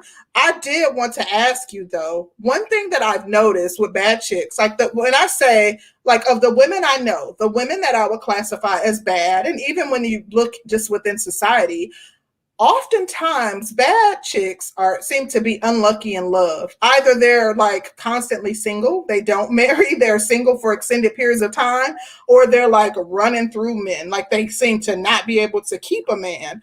And I want to know, what are your thoughts relating to that?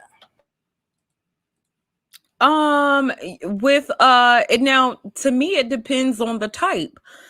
If she is constantly hungry for attention and she's constantly attention starved, then that already is anti-seductive. And let's take an Amber Rose, but Amber Rose actually did get married though, right? With Amber Rose was constantly starving for attention. She's constantly on IG. She's constantly naked, this, that, and the third. But she was supposedly one of the baddest women. Everybody treated Amber Rose like she was one of the baddest. Being that Amber Rose was one of the baddest, and then she's fell off horribly. She's fell off pretty bad. I think that it gets to a point that nobody has ever addressed certain levels of self-esteem. And most people will tell you the prettier the woman, the more insecure she is. And I've heard that quite a few times from a lot of different people, especially men will always say, the prettiest women tend to be the most insecure. Wow. When they're that type of pretty and then they don't get the attention, or some of that stuff is taken away, and then they react to it a certain way. Like I said, then it's doing stuff to get more attention, which I do think is anti-seductive. So with them, used to men being at their beck and call, if a man if he's able to get in, and let's say he gets bored with it and he seeks other things to conquer, I don't think those women generally know what to do with that, because they're used to all that attention. They're used to all that love, affection, whatever. And so a lot of bad chicks kind of lose it, and then the men leave them, and it's something else. So I don't know. That's a good question. I think for me, part of it is their attitudes. I think that bad women know that they're bad, and as a result, a lot of times they're less willing to compromise when issues come up. I think part of it is also, they're not necessarily willing to put in the work to work through problems. I think that I've met beautiful women who feel as though like they should constantly be entertained, or they should, that someone should constantly be displaying their desire to be in a relationship with them by taking them out on trip, like they are not necessarily understanding of the fact that you're having to work long hours and stuff. They want you to be showering them with stuff all the time.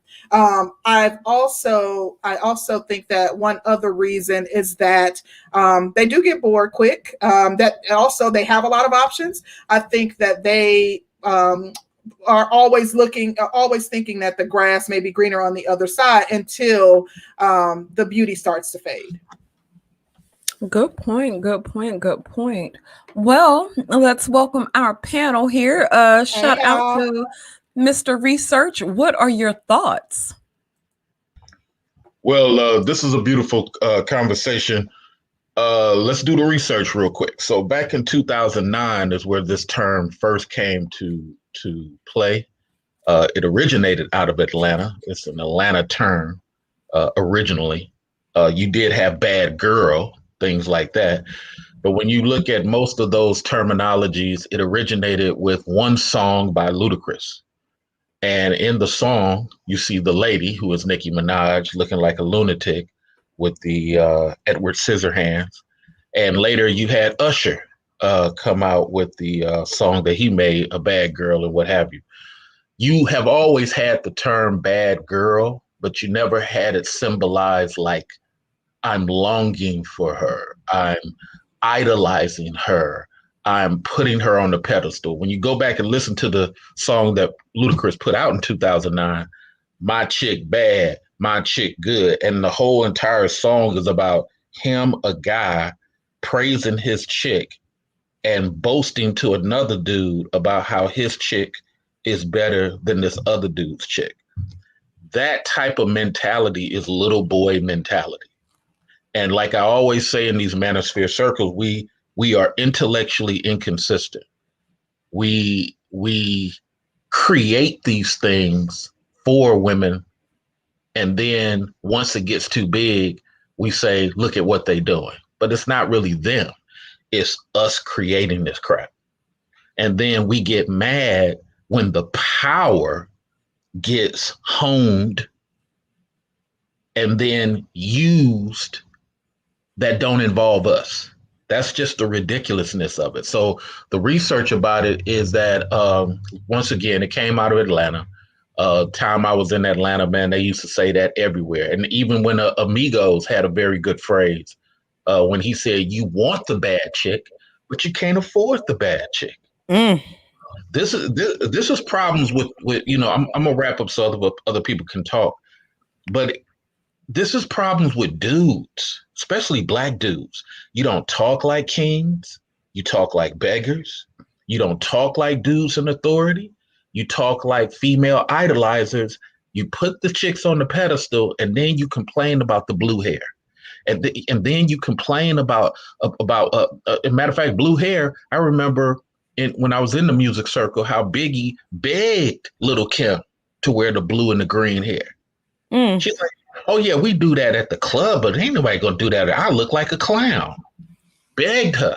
So this is the type of stuff that dudes create. And before we start bashing females in a honest intellectual way, we got to look at the stuff that we do in encouraging this type of culture, encouraging this type of behavior. That's my thought.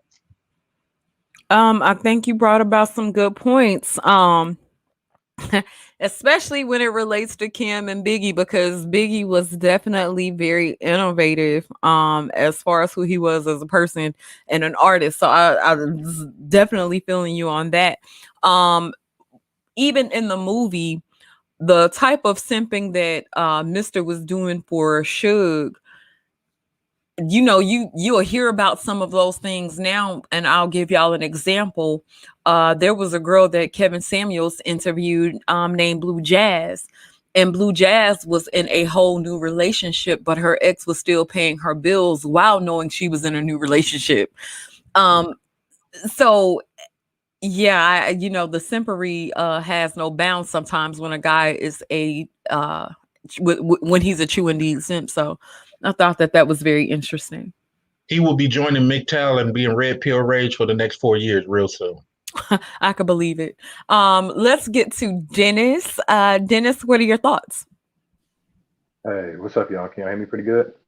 I mean, you sound a little romantic, like you're about to, like you in the 90s, about to record a voicemail. Yeah, so I just want to say salute to everybody. Salute everybody on the panel. Yeah, this is a good topic. So if I heard correctly, like, Sister George was giving sort of maybe Sister George is kind of worth, but y'all give an example of, a woman still getting a high value man and stuff like this. Look, here's the thing. I don't consider those guys men. A problem that we have in today's culture, and not really over here because we're starting to dispel that, but a lot of people still correlate masculinity and manhood with money. And a lot of people think that just because a man has money means that he's a man, and that's totally not the case. I've seen men who are making 6 figures and have everything going for them, but their knees start shaking when you tell them to go up and talk to a woman who they're really interested in. We have to stop, correlating money with manhood. So we talked about this whole, bad chick kind of thing and stuff like that. And one of the things that's always been interested to me is for example, if you go on Tinder or whatever, like, Bumble or anything like that, you'll see these drop dead gorgeous women. I mean, bodies are insane, but you'll constantly see them on the app over and over again, right? And you're just like, well, this doesn't make any sense. Like, I've been with women who are 5s and 6s, and they open up their Tinder and they have 99 plus matches, and you're just like, well, none of this really makes sense. At least initially, that's what I thought. A lot of these bad women, first of all, they don't really have an incentive to actually get married or settle down, just because their options are, just so vast. I mean, I've actually had women actually show me their apps and say, like, out of hundreds and hundreds of men, and they'll scroll through hundreds and hundreds of options. But another thing too is the chick who's bad is actually kind of doomed, because she never really develops any of the character skills that actually make her a good mate long term, simply because she doesn't have to. Like, imagine is a chick who's, let's just say 8, 9, or 10 is the equivalent of a kid who grew up being a trust fund baby. Initially his life is great, or initially her life is great, but they never really develop any of those deep character or the interpersonal relationship skills that's actually going to sustain them for the rest of their life. And so this is why you see a lot of these bad women, or women who are very, very attractive, they actually really don't have mates, or they don't have husbands. And another thing too is, again, I think Sister George actually hit it nail on the head, right? A lot of these women, and this, I've noticed this too, the more attractive they are, typically the more broken they are as a person too, because you also have to think about it this way, right? They're running through life and they're getting all this validation, and they're getting all these simps and other things like that, who continue and constantly blow up their head.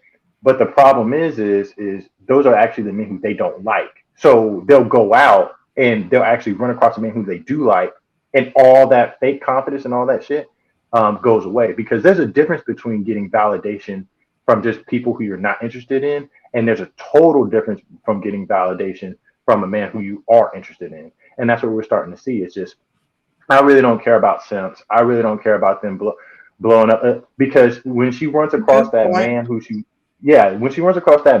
really likes, all that confidence is going to go right out the fucking window. There are a lot of women who I think are gorgeous who can't even hold eye contact with me as I walk by. And these are attractive women and stuff like that. Now, why it's the case is because, again, they didn't do the internal work that's necessary. What we're starting to see is there's a phrase that says, wherever you go, there you are. You're going to have to do the internal work at some point or another. What you're seeing is a lot of people are trying to escape from it. They're trying to run from it. They're trying to say, but then they hit their 30s, their 35, 40s, and then they don't have any of those skills. And now they kind of wish, I kind of wish I was doing the self-work and everything that I needed when I was younger, so I can live the life that I want to live when I'm older. You said something very interesting, Dennis, regarding women and essentially like them being desired by a simp versus somebody that they're interested in. I saw on social media where there's been a discussion being had about the compliments that men give, and a lot of women are saying they don't really appreciate compliments from men. Like, they don't care for the compliments they receive from men because they're always tied to their physical attributes. But they say that they would much rather be complimented from another woman because they know that it's genuine. But I think that those women, if they're complimented by the men that they desire, that they would be singing a different tune. And let me add something into that real quick. And I'm glad you brought that up, because there has been something I've been meaning to say about that. We are in a day and age nowadays to where women are trying to seek the validation of other women versus what a man really thinks and how a man feels. If you have the approval of your sister, quote unquote, then you probably feel better because you think that a lot of women don't even think that men know what they're talking about. If a man tells you look good versus when a woman tells you you on point with something. A lot of women will put men's opinions to the side. A lot of women, and I've seen a lot of women put a man's opinion to the side because we think that a man is talking straight from his pants versus what he actually feels and what he sees from you.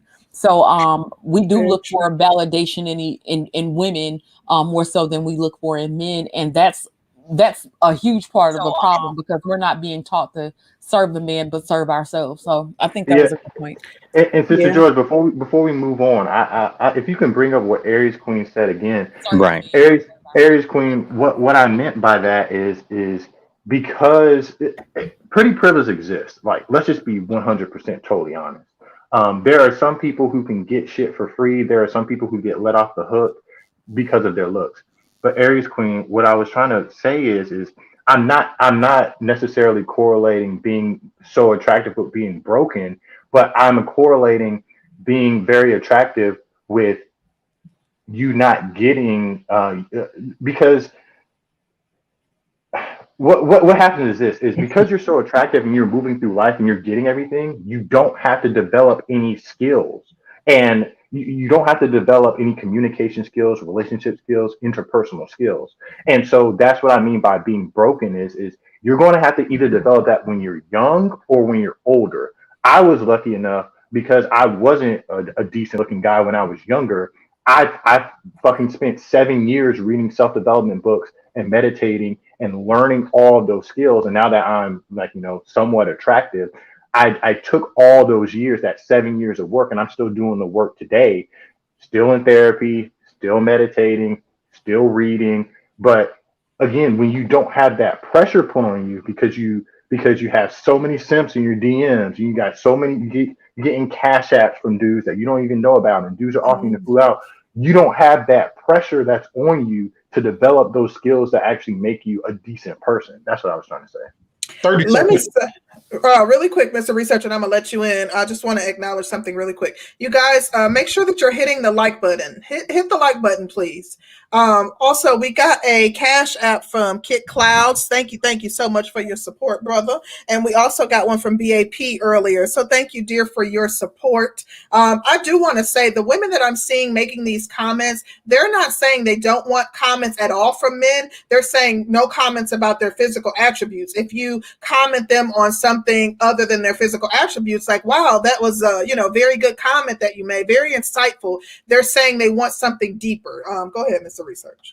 30-second reply. So this is why I said to Sister George and C. Rose about 6-8 months ago, this is why it's hard to learn to love urban mentality women, because to Dennis's point, women have to unlearn the sisterhood, which also goes to Sister George's point, which I said several months ago. Women want to please the sisterhood. And when you got that type of mentality versus a woman that's a family-minded woman or an upper-class woman, none of that is her mentality. She's applauding you for complimenting her dress or her body or the fact that her back is chiseled or whatever the case may be. There's a different cultural conversation, and this is why so many males fall in love when they get over into these other classes of women who don't have all these requirements over a basic compliment. Thank you. Okay. Thank you. Someone did ask, how can you compliment something other than a physical attribute? I'm assuming they're wanting men to compliment, like actually observe them and compliment them. If you're someone they're engaging in conversation with, you don't know that person. Well, if you're someone that you're engaging in conversation with, it's easy for you to compliment them. But if you're using a compliment as a way of engaging the person, like, why not just ask, how is your day going? Or like refrain from compliment. I'm not bothered by compliment. I love them. Keep them coming. You know what? I think they kind of shoot themselves in the foot, though, because you'll have one group of women that will be seen as the representation for the majority. Right. And when you have women who are talking about street harassment or don't approach me in the street, don't talk to me when you see me, get to know me, this, that, and the third.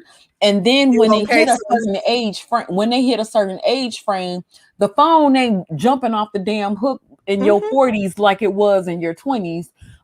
Nobody is going to check for you like that. Then when you do go to social events and social outings because your miserable ass is single and you can't find anybody, then you get your ignorant ass on the internet talking about how men don't approach, how men ain't talking to you, how you ain't getting the same looks. A man doesn't want to feel like he's gonna get in trouble for approaching you. We're literally doing, micromanaging what he's called to do. We're micromanaging men. Like we literally are telling them how to pursue us, and we're looking under a microscope, examining everything they do. How much that would be such a turnoff to me. If I want to engage someone, I don't want you telling me how to engage you. As long as I'm respectful, like who cares? But a woman,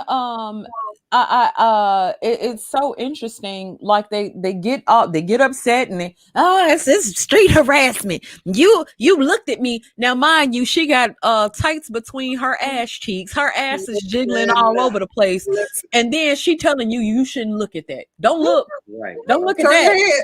Turn your head. She got her titties getting ready to blow her head off, blow her own damn head she off. She went and got booty enhancements to make her butt bigger, got a breast lift and breast implants, but don't look at me. Don't look at me. Don't talk to me. Why you looking at me like that? Well, Sister George, this is what I was. This goes back to what I was saying before. Again, getting the attention of 20 simps doesn't pale in comparison to getting the attention of one man who really turns you on. This is why I don't care about these simps in this space, because at the end of the day, these women don't respect these men. What's interesting about this whole Me Too thing is that depends on how attracted she is to the man and how much game that he has. And that's actually pretty sad, right? Because it's all contextual. I can go up and I can talk to a woman, right? And she can be like, that's like, oh, I don't like this dude, or this guy did X, Y, Z. But Mr. Research can approach her, and now all of a sudden she's going on a date with Mr. Research, happy and shit. So it's contextual, man. Oh gosh, she said I'm finding hard not to look. Facts. Like, girl, you got it all over the place. Okay, you wanted it to be seen. But let's get to Mike R. And because I'm gonna go in order, y'all. So Mike R, what are your thoughts? You were messing with my OCD.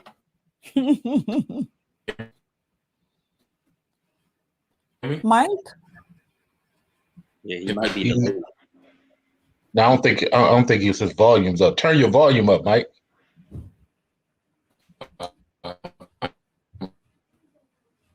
Mike, he bored. Yeah, Mike, maybe drop down and come back in, and we'll see if we can get you. Let's get Gaston's World in. Gaston, what do you have? Gaston's World, are you there, bruh? Gaston's World? No, I'm here. There we go. Okay. Can you hear me now? I was muted. Okay, Mike is here. Mike, we can Hold hear on, Gaston. Give us just a second. Let's get right. Mike in, and then we coming right over. Sorry, I had a technical difficulty. I think I fixed it. Am I okay now? Yeah, you're good. Yes. Get off that Metro PCS, bro. No, I just had my settings on wrong on my computer. So let me direct y'all attention real quick to a woman by the name of Marilyn Monroe. To me, she was the first archetype of the whole bad bitch culture.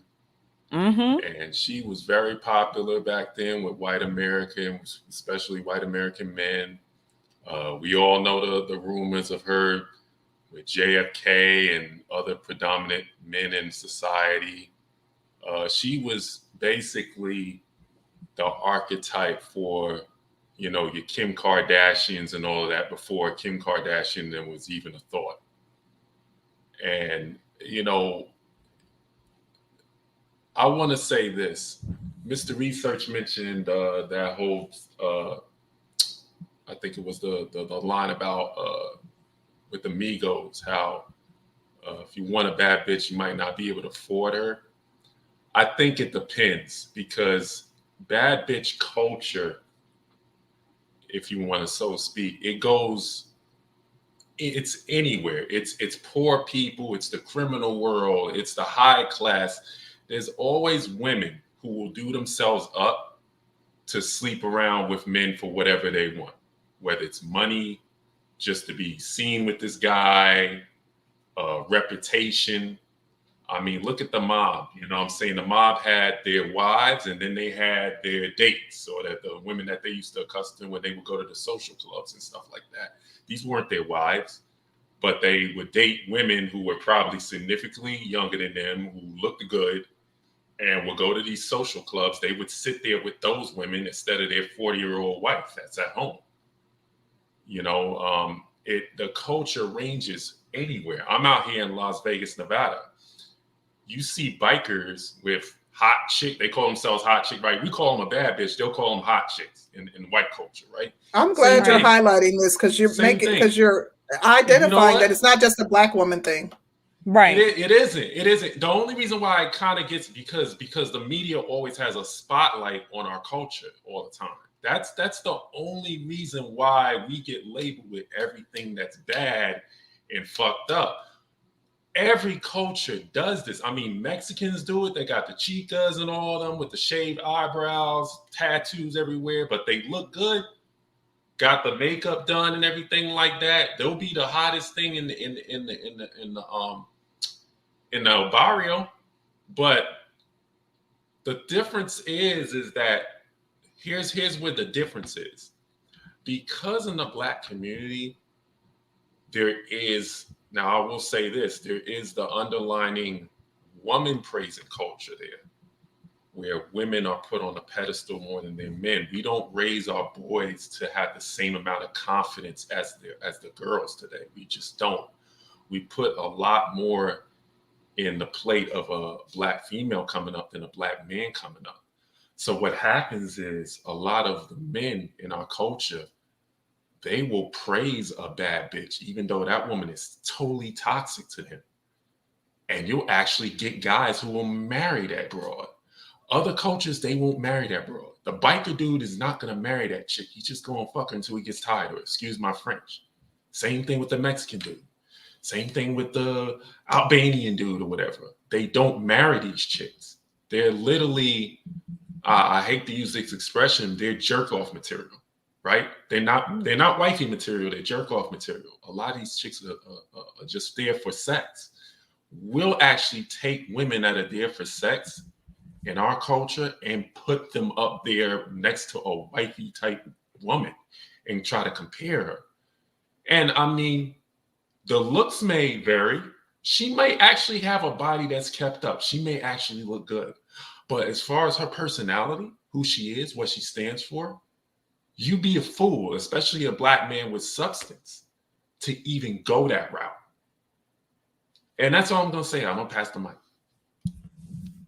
Okay. Let me chime in really quickly. I just want to say something real quick. Mike, thank you for your contribution to the conversation. I disagree, though, that men of other races aren't wifing these women, because I definitely think white men are. I grew up in an all-white town where white girls, the first time I've ever heard of like hoe phase and slut phase was from white people, that they were expected to go through a slut phase, that they've slept with brothers and married the other, that they don't use the harsh judgment that I see Black people use towards, women who are promiscuous. Like, I can't tell you how many white girls I've seen that have slept around and gone on to get married.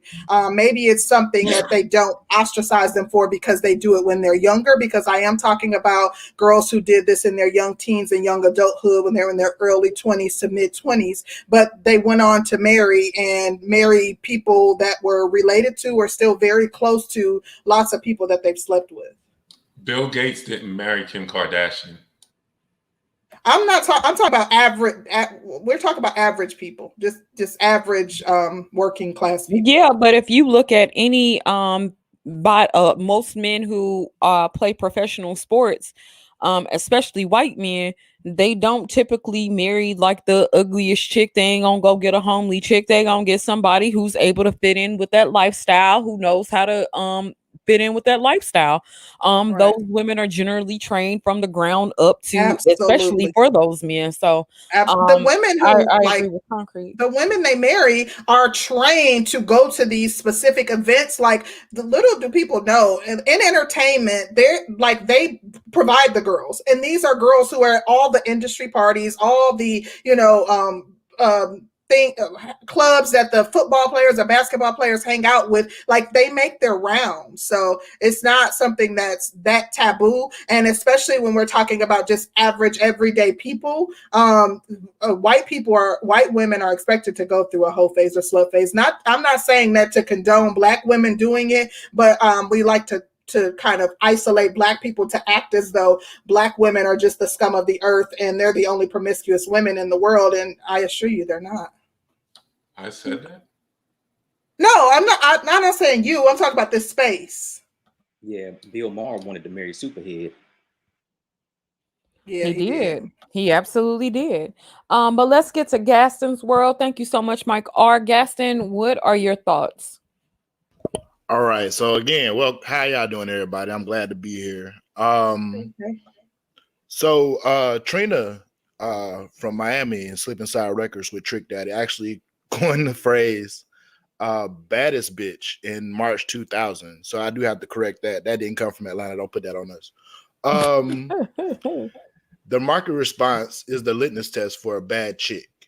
Unfortunately, the market in 2021 is Instagram likes and, you know, how many dicks she could fit in there. I'm sorry, let me not be so frank, but you know, these women, they may not be that attractive. They may not have been born attractive, but when they get with a man who they find of sustenance or, you know, some value, which they may not be to everyone else, but they see them as valuable and then have sex with them, they say, oh, now I'm a 10. And it's like, no, no, because unfortunately for them, the market is the litmus test. The market is what decides what you are, what your value is, how you're viewed by the rest of the world. And in today's society, with the evolution of the internet, that is the new market. And so when women can get, like someone mentioned, cash apps for nothing, just posting their cash app and they get cash apps, they think that, oh yeah, now I'm up there. So for you to even deal with me on a serious level, you need to be bringing this type of energy. And it's like, that's like, how to say, fabricated. It's not real. It's the internet. So I do want to credit Mike with the Marilyn Monroe reference. Norma Jean Mortensen was born in Los Angeles, California in 1926. And she spent the majority of her childhood in foster homes and orphanages. She got married at 16, which wasn't too uncommon in 1942 when she did. But she was working in a factory. She was working in a factory and got discovered by a photographer. So I believe that women are born with their SMV, and you can add as much to it. You can take as much away from it as you want, but what you are is what you are. And the validation that you receive from a few men, unfortunately for most women, don't represent the validation that they'll receive from most men. And I think that's what the big issue that we're having in our society is now, is that, yeah, you slept with a dude when you was 15, and now you think you're God's gift to men, when in actuality, now that you're 35, nobody else wants you. And so, yeah, I think, yeah, the whole bad chick, you know, rhetoric, you know, it did originate back then, way back then in the 20s, when the flapper came onto the scene. And that was the modern independent woman that, you know, didn't need a man to be successful, because most of the men were out fighting in World War II. So, yeah, I think that's pretty much all I have to say about that. Thank you, Gaston's World, for your contribution. Appreciate you, bro. Sean, what you got? Hello, can y'all hear me? Yes, we can hear you. Okay. I just want to say that Well, I think we're kind of getting confused here. We need to clarify that men and women, when it comes to relationship and dating, don't play by the same rules. We play by a different set of rules, and I think that's where we're kind of getting mixed up at. So allow me to explain. When a man, his goal basically is to be able to sleep with a lot of women as possible. And what I mean by that is, as men, we know that we have to bring value in order to be able to sleep with a woman. And if we're able to maybe sleep with a lot of women, then that lets us know that we have value. Now, when it comes to women, especially Black women, I think this is where we kind of get mixed up at, especially in the context of a quote unquote bad bitch. Because first off, let's just admit that if you have to look yourself in the mirror and tell yourself that you're a bad bitch, then you're not a bad bitch, okay? If you're a woman, that's an affirmation, Sean. Bitch, that's an affirmation that women use. Well, seriously. Yeah, you can call it an affirmation, but if you are a bad bitch and you have a lot of guys sliding in your DMs, wanting to hit you up, that means nothing. And what I mean by that is, as a woman, your goal is to get the highest quality man possible to commit to you, even if you are a bad bitch. Because if you're a woman and you look good, nice body, petite, a man's first goal is wanting to sleep with you. And if you're a bad bitch especially, that's a man's goal. Now, you as a woman, if you are a bad bitch, can you get that man to commit to you besides sleeping with you?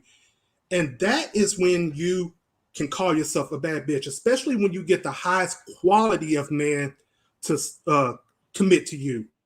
And let me give you an example of what I think are women that are bad bitches.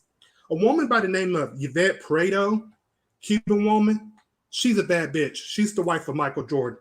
Lauren Wooden, she's a bad bitch. She's the wife of Bob Johnson, billionaire Black man. Also Michael Jordan, billionaire Black man. And to me, the baddest bitch of all is a woman by the name of Thelma Stewart. Who is she? She is the wife of a man by the name of David Stewart, the richest Black man in America. She was able to get him to get on one knee, put a ring on her finger, and commit to her. Now, to me, that is the baddest bitch of all. So, yeah, I just want to say that. Let me what about Michael Jordan first wife? You name it all, and Bob Johnson not Bob Johnson, but what's the guy's name who donated to Morehouse? What about the Black women that they dated? Only white women can be bad chicks? Yeah, they were bad chicks because they got him to commit to her. But let's be realistic. Relationships sometimes don't work out. But can you get that man to get on one knee and put a ring on your finger?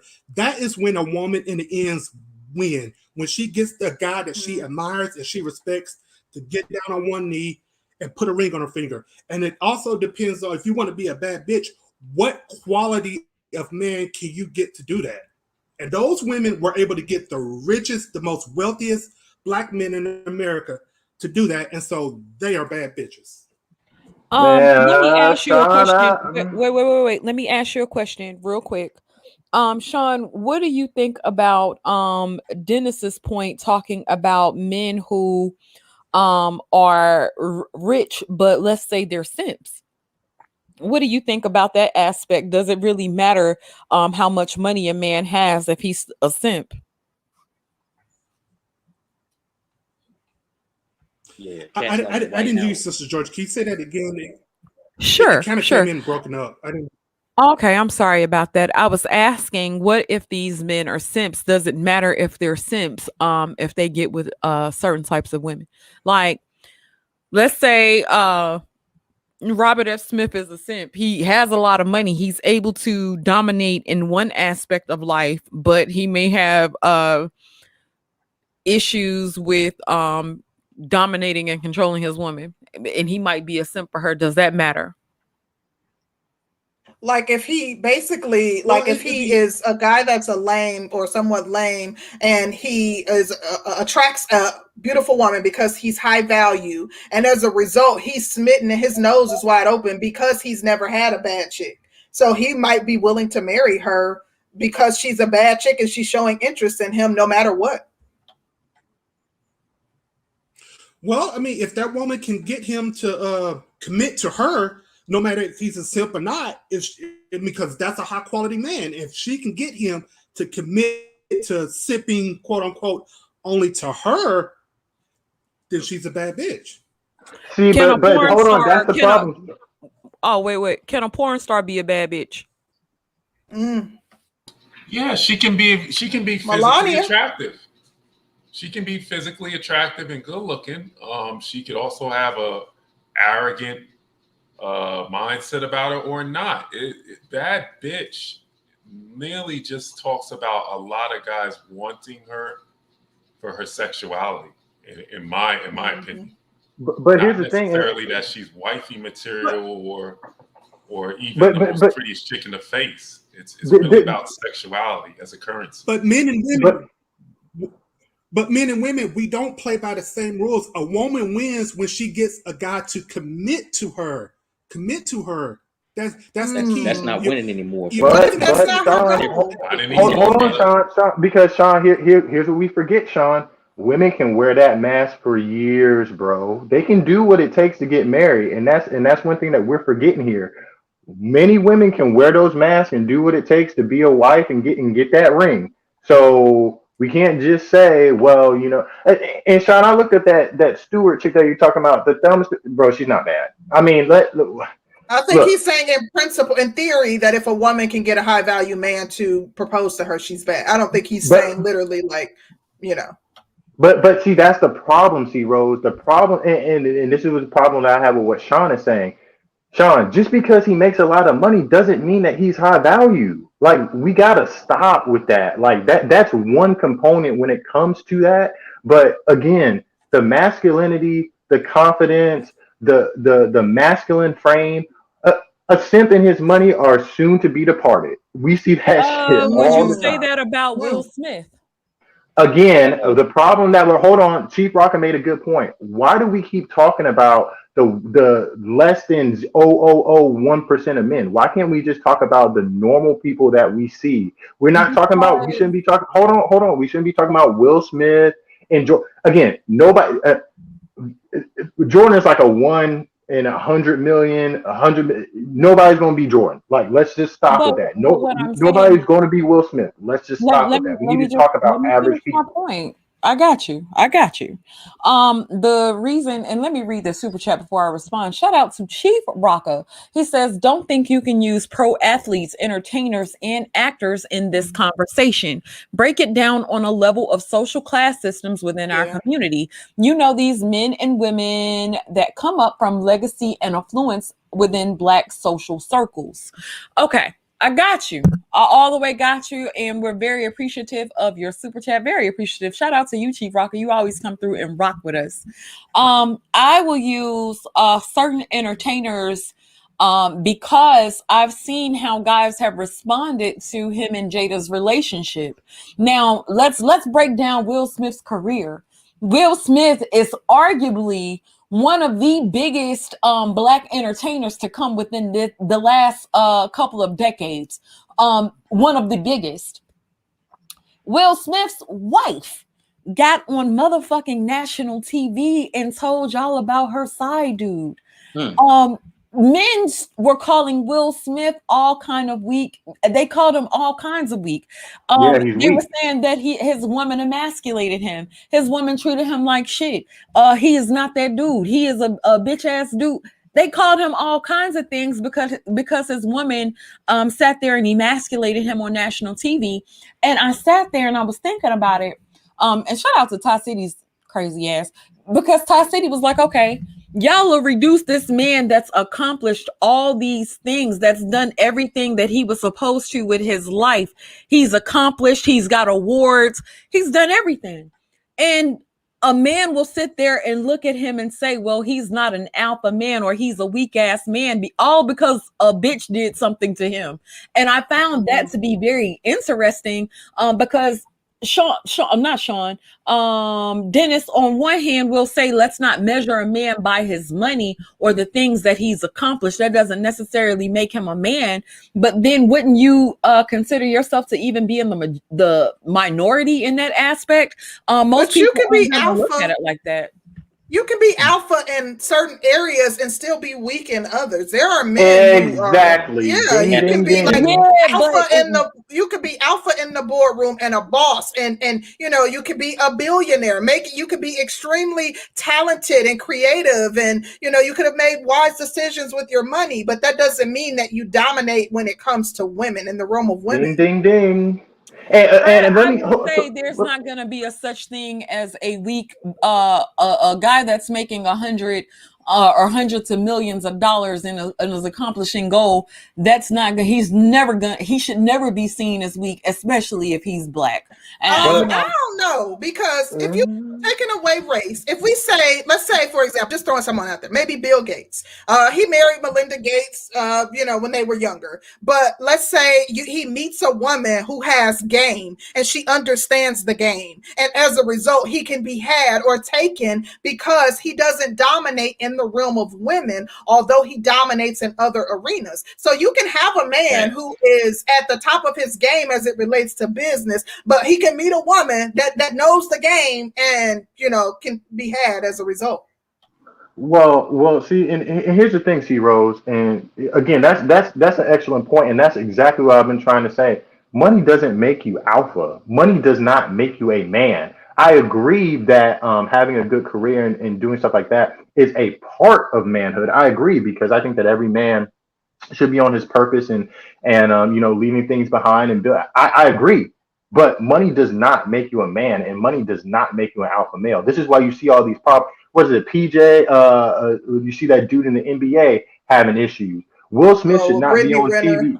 Yeah, with Brittany Renner having issues. You see Zion Williamson. You got chicks got him on video acting weak and stuff like. You see what I'm saying? Money does not make you a man. Again, it comes down to your man. This is actually what I actually think the test of a real man is. I would say drop whoever is a dime in his eyes, drop her right in front of his face and see how he reacts. Does he break down? Does he crumble? Does he start, does he start stuttering? Is he weak? Because here's the thing. Mm-hmm. And this is one of the things that I've recognized. Once you can master that, and once you actually master that masculine frame, which actually comes by getting out here, taking a lot of L's, learning the game and stuff like that. But once you master that, your life becomes so much easier, because that's the downfall. And the downfall of a lot of men isn't necessarily the woman, but the fact that their standards and their values crumble when that woman is in front of their face. That's the problem. Okay, I do have one other question, because go ahead, Sean. I'm sorry. I just want to kind of just quickly rebut what Dennis is saying. I think you're a little bit misguided, because you're not telling men to have an abundance mindset. So no matter if, quote unquote, that dime drops down in front of you, you as a man have to have an abundance mindset. If that dime does not accept you for who you are and what you deem as your masculine frame, have that abundance mindset to keep it pushing. And that's where I think you're kind of missing the point at. I just wanted to point out real quick, and then we'll give you 30 seconds to respond, because we do have to get to DJ Cadillac up in here. What I wanted to say too was that when a man has built things for himself, being that a man has been able to accomplish certain things, that does add to quote unquote his masculine frame when he's been able to accomplish something. Will Smith accomplishing making over hundreds of millions of dollars, Will Smith ain't never gonna have to have game to talk to a bitch or whatever. Chicks will come for him, and he's not going to have to do the work, which I think a lot of people kind of encourage, like, build for yourself and the women will come. And I've heard that a lot throughout this space. So give me your opinion on that, and you got 30 seconds to respond. What's up? Yeah, so the thing about that is that it's a yes and a no. It's almost kind of like math versus reading. And what I mean is A lot of that stuff does not correlate into relationships. Relationships a lot of the times are separate from. Oh, okay, if you wanted to learn how to play basketball, right? What would actually be the best way to learn to play basketball? Would it be A, jump roping? Would it be B, running laps, or would it be C, playing basketball? The answer is C, playing basketball. The same thing comes with relationships and dating all that stuff. The best way to learn is to actually get out there and do it. A lot of that stuff doesn't transfer actually into relationships. Now, again, I was saying that is important, yes, but again, if that were the case, you wouldn't see Will Smith on basically national television on the verge of tears, having his wife disrespect him to all of the world. So I get what you guys are saying, but also still, money does not make the man. You're still going to have to learn how to maintain relationships. And actually, Sister George, you made a good point. Again, the whole build it and they will come. Here's what you're seeing, right? You're seeing the women come, right? But a lot of these guys can't actually maintain these relationships long term. So they're getting a lot of women coming in, but either they're getting used or they can't hold on to those women. And that's a totally different skill set, being able to actually go out and get a lot of women interested. But can you also still maintain the frame and maintain the relationship for a longer term? Will Smith. I'll just say this, and then I'm gonna let Cadillac. I'm gonna read the super chat and let Cadillac up in here. At this point, we don't even know nowadays if it was the man's fault or if it was the woman's fault that the man hasn't been able to maintain that relationship. It could be on the man, but it could very well be on the woman as well. So I just wanted to say that, and I'm gonna read the super chat. Shout out to Gabe A, who just made his way on the panel. He said, "Dudes here use rappers, actors, and entertainers for proof that marriage and relationships don't work. You need men to be consistent in examples you use to prove your points." Shout out to you, Gabe A, and we appreciate the super chat. DJ Cadillac, what do you have? All right, first giving honor to Sister George, concreterose in the panel. I've sat here through the long-windedness and some you know how we do. to finally get my chance to speak. A lot of my points have been taken, especially with Sister George talking about how most modern women now want validation from other women in the sisterhood. They are not really seeking validation from men, especially when they're out and about. Now, virtually with the likes and with the Instagrams and all that, the DMs, they most definitely want that attention, but they do not want in-person attention anymore, which is kind of like something that just shifted in the last 10 years. You know, I'm 44 years old, so I've been in the game for a little minute, and I've kind of seen this shift happen around 2010, where with that campaign, I was in DC when the Don't Talk to Me, No Street Harassment campaign was initiated, and it kind of was sparked in DC, especially on the train stations and stuff like that. So that's one point that, was already made that I want to reiterate.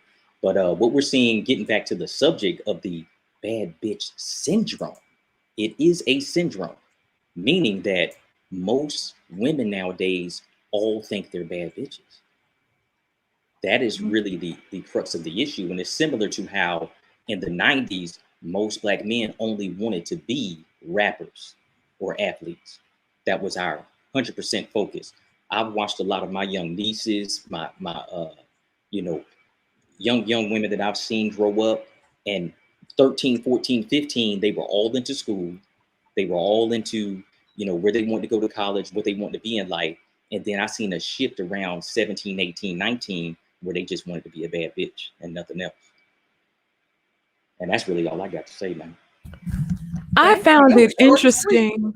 I found it interesting that you said that most women think that they're bad bitches. I really want to kind of know where you got that from.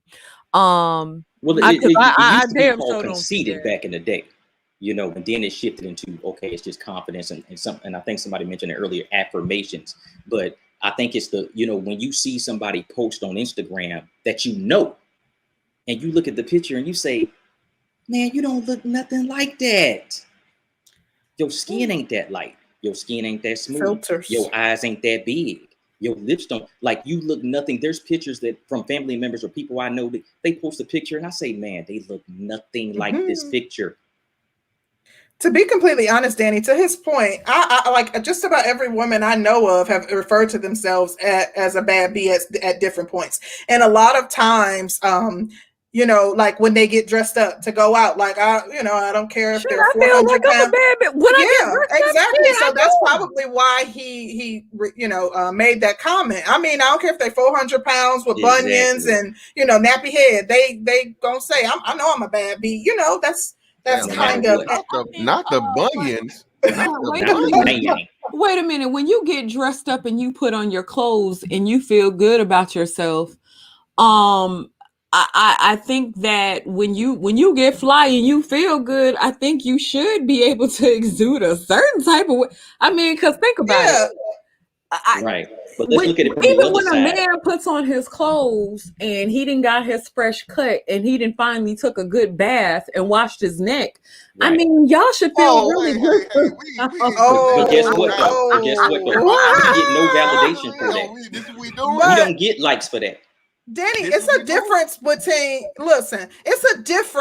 between feeling good about yourself because you feel like you look good. When you look good, you feel good. And, putting on a facade, because people you see the highlight and reels from people on their social media. The only time they're posting is when it's heavily filtered, their hair is combed, but their house look a dang old mess, ain't took the trash out, roaches crawling all around. Ooh, so, what you're presenting to the world is that I'm a bad B, not just a bad B in the moments that I feel good, but I'm a bad chick. All the time. And I think there's a difference.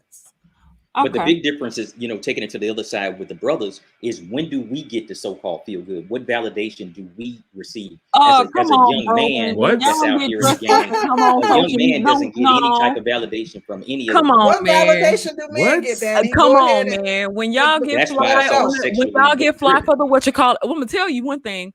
When y'all decide to put on a suit, negative, and we don't typically see y'all in a suit. Negative. You know who I get compliments from when I'm in a suit?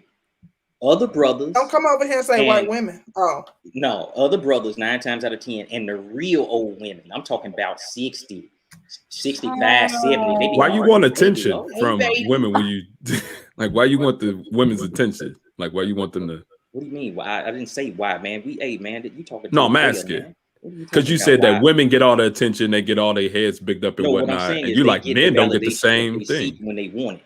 Why you want? As a man, what we do is we go get a car. Men want attention too. Come on now, Dennis. You can't act like Gabe, you out here doing what you doing, man. Men like to know that they look good and they smelling good. And men like we're women are known for wanting attention and desiring it. Men shouldn't be known for wanting and desiring attention. I didn't say known for it. Well, you made the comparison. You said women get this in the form of attention, and you kept going, and then you said, but men don't get it. That's making a comparison, right? We get none. You put them back to back. Period. I think that's a even take it back to when old boy posted that he was the prize and all his so-called accomplishments, and everything was poo-poo for that. But does that change his accomplishments at all? Does that change anything, any iota of his life? His accomplishments is what I'm saying. No, he got his accomplishments. What you mean? No, but you know what though? In a certain aspect, because then you have to take into consideration the quote unquote guys who have swag, they get plenty of attention. Guys who show off they select dude. But then to what end? Like to what end? Really, right now it's just the weird dudes. It's the dudes that's taking everything way past the top, and really. What it is the what's weird about LGBTQ. Those brothers are getting plenty of attention out here, and so you want they out here. You want see all the women like they stealing your shine. Wait. You feel like they stealing his shine. Wait, y'all. Wait a minute. I'm gonna tell you real quick. Hold on, fellas. Exactly what I'm saying. Hold on. So you're saying that because I've seen attractive men on the internet, some of them, let's say they got their shirts off and they've worked out. I see a plethora of women saying like, oh my gosh, he looks so good.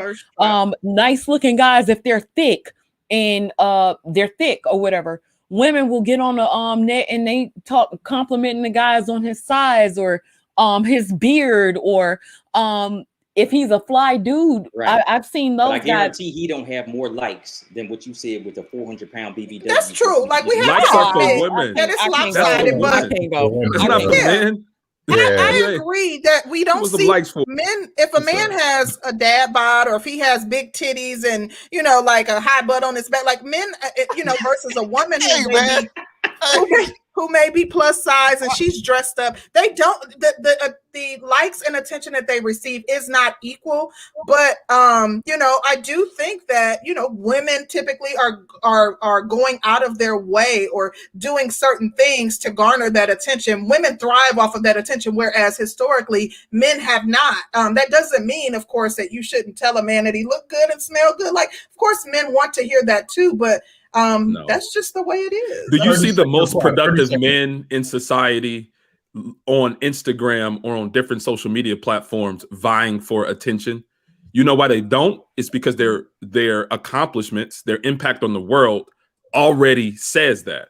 Most of them are low key and don't desire that attention. That attention of likes. Black men like attention. Look at Diddy. Look how Diddy going out of his way to get attention. Black men are men. And Diddy is nothing compared to the most successful and most accomplished men in the world. Man, calm down. So, if Diddy's not accomplished, wait, hold on. So we're gonna belittle Diddy. Diddy's close, somewhere close to a billionaire, man. So we're gonna belittle that. Diddy is Diddy, exactly. But the majority of the most successful men in the world are not vying for attention on social media like this. Hold on, guys, one at a time, real quick. So what we'll do is, Mr. Research will give you 30 seconds, real quick, and then we don't want to get stuck on this. This is very interesting, but we'll get ready.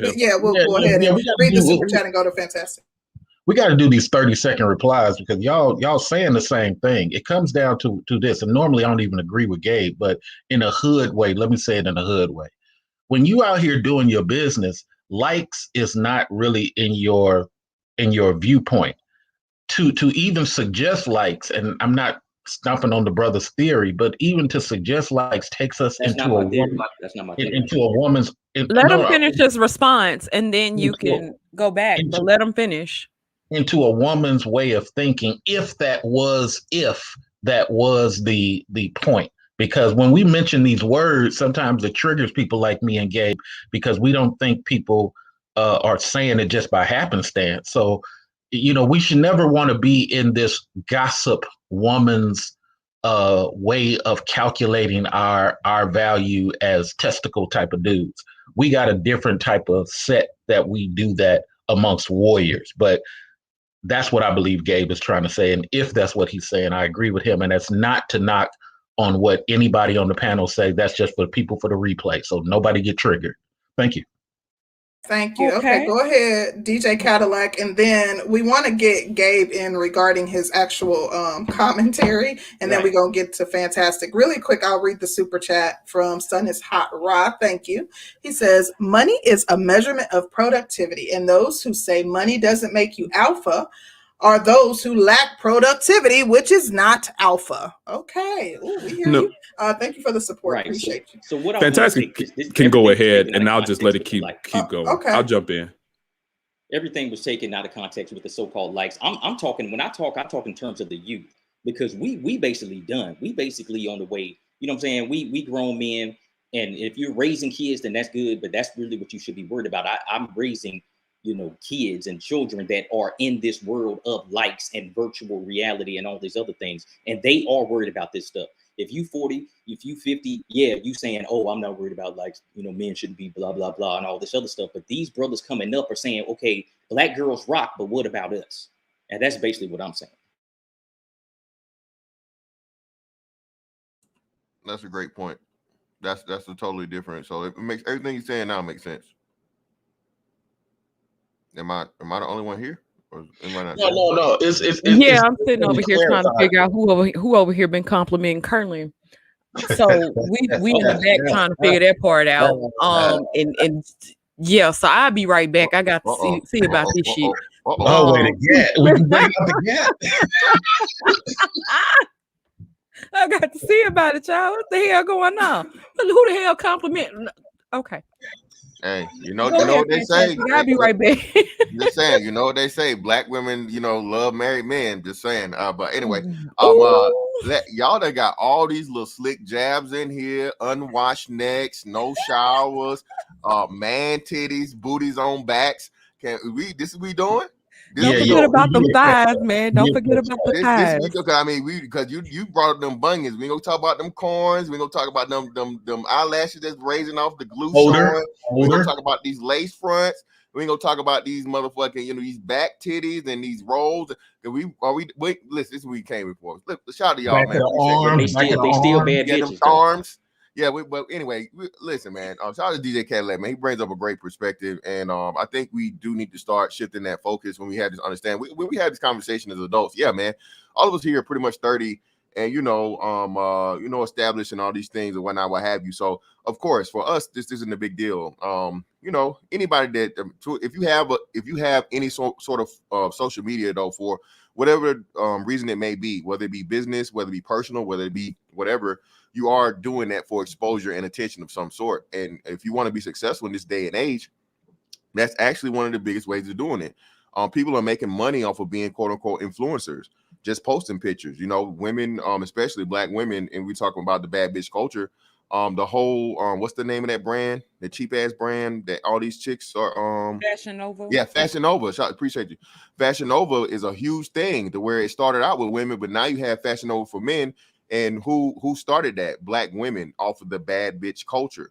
So when we look into this, man, and you have a whole bunch of like Cadillac said, man, this thing where people aren't really living in reality, where these dudes expect this, and this is what black women complain about. So I don't understand the disconnect, because y'all want these Instagram models and this and that. Well, nah, I mean, every dude wants to, of course, have his time, with that female if she wasn't come across, but to expect or think we expect that to be the everyday run-of-the-mill female, especially the black female. If you know the stats, 60% overweight, and 60% overweight and 50% obese and all these different things. That's just not possible. So it's just not possible. So we don't mind a little thickness. I mean, I don't say we, I say me. I put myself in there. You know what I'm saying? You know what I'm saying? Hey, as long as she light bright. Exactly. Hey, long hair, thick red bones. I mean, hey, and your boy free, so you know what I mean, holla at me. You know what I mean? BABG. Fantastic. I did have a question for you. I did have a question for you, Fantastic. Oh, go ahead. Can we expect you to become a Fashion Nova partner as your channel grows and gets bigger? Well, I don't know about that one because I have my own brand. I mean, if they come in with some bags, so I have my own bag, the brand to promote. But if they're willing to do a Fashion Nova BABG partnership, by all means, I got to get my stuff around. You know what I'm saying? We you know what I'm saying? We ain't got no man titties over here. We got, we definitely got cuts going. You know what I'm saying? Yeah, because you like the thirst trap and be in the gym too. Yeah. We see it. You have to be attractive to be a thirst trapper, okay? And I'm ugly, I'm broke, I'm all of this stuff. You fat. Over 6 feet, you dark skin, and you work out. Like, come on, stop it. It's the ugly crew over here. We ugly. And you a man in uniform. Come on, stop. Hey, according to Black YouTube, I ain't shit. I'm a 10 trash bag Dusty. All right, that's what I'm gonna run with. Okay, I cannot. But if you like, I am excited about you being. Hopefully, we'll see you on in your little Fashion Nova little suits and stuff. And your short sets. They better make it an extra long for him. Exactly, extra long. If you like skin, you want to get your back bent, holler at your boy. But anyway, like I was saying, man, this whole thing about the Shug Avery thing, and I'm glad you guys went back to this whole thing. The most important thing I guess you guys are leaving out here is what was Shug Avery. Shug Avery was seen as the attractive chick to the unattractive chick. You feel what I'm saying? And a lot of people leave that dynamic out when we talk about this. The unattractive female knows that can I put this in a nice way? Yeah. Okay. So the person that stands the power of attractiveness the most is the unattractive female, because a woman is looked at by her looks first. That's how she's valued. So the woman that gets hit the hardest is a woman that doesn't have those qualities or whatever it is to attract a man. So that's why the bad bitch culture is praised, or you get so much attention to it, because in her complaining to it or complaining about it, she gets more attention to it. And she's trying trying to achieve that herself. And she's saying, well, I can't get a man because all these bad bitches out here, and this is all y'all want, and this and the other. Well, okay.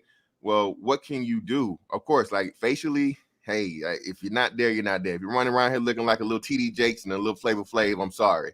I blame your You dad know and your what? mama. Fantastic. We covered it a smidge because Concrete did bring up the fact that she was a groupie to Shug Avery. She wanted. I don't necessarily think that she wanted the same type of attention all the way, but when you've grown up and you were considered unattractive, and somebody who's quote unquote like Shug Avery kind of takes you in, then that does kind of make you feel some type of way and makes you feel better about yourself, quote unquote, because somebody like that would actually fuck with you in a certain way. Well, yeah, so you I get think the you bring residual, about a good point too. You get the residual attention, and attractive chicks do this all the time. You'll see this. Attractive chicks, a lot of them do hunt out, extremely. I don't want to say extremely unattractive, but females that they have a whole big level out because it makes them stand out that much even farther. A 10, a bunch of 10s is what? She's just another 10. But a 10, that's 110 that's amongst, a whole bunch of 5s and 4s or, even 6s. She's gonna, that 10 becomes a fucking, hey, Sister George, tell them about them goddamn boat goggles. Tell them. Child, if you under sea and you was a 4. Yes, sir. And the ratio was like maybe 7 to 1 for every one chick. There were 7 guys. Right.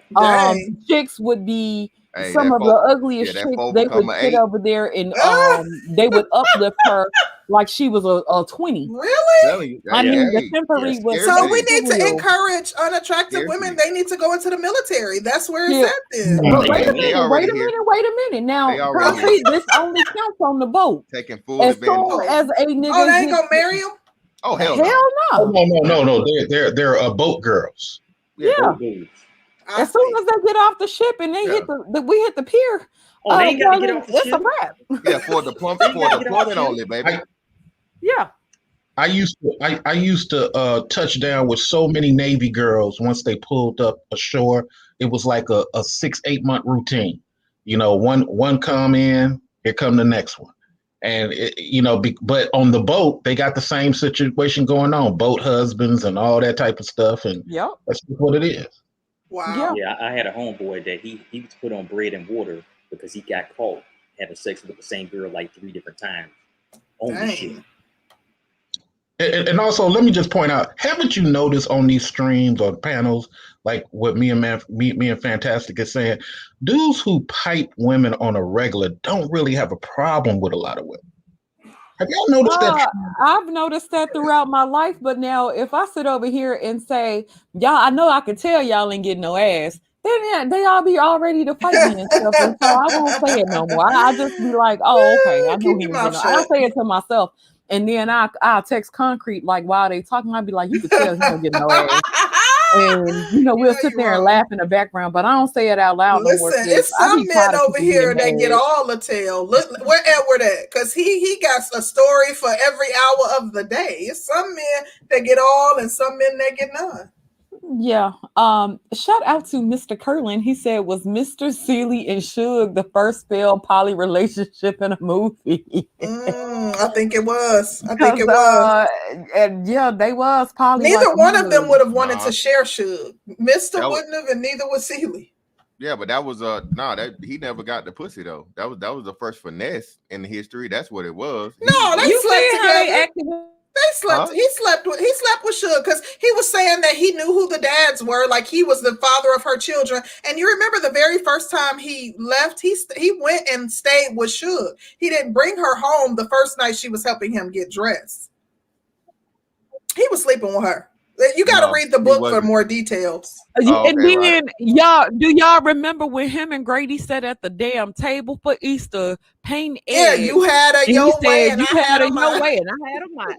Baby, you couldn't buy that. You couldn't buy that. Listen, what woman would be okay with that? Like, how do you not just die? Like, if you hear a man, you got 2 men that just slept with you in the same room, and you had. Wait a minute, but then you got to look at Shug's narcissism when they finally found the letters and stuff, and she seen them pictures of that white woman. She said, "That don't look nothing like me." And she was like, "This." She said, "This is my groupie. What he doing? Liking another woman?" Right. She felt some type of way. I was amazed by that. But shout out to Light Bearer Council. They said no in the Army. They call it Queen for a year. Wow. Okay. Wow. Not for a whole year. Shout out to Chief Rocker. He says, speak on it. He says 30 days away from home port on the water. LOL boat boo. I don't know about the boat boo. That show was a boat boo, honey. But we're gonna start the process of wrapping it up. Mr. Research, what are your final thoughts?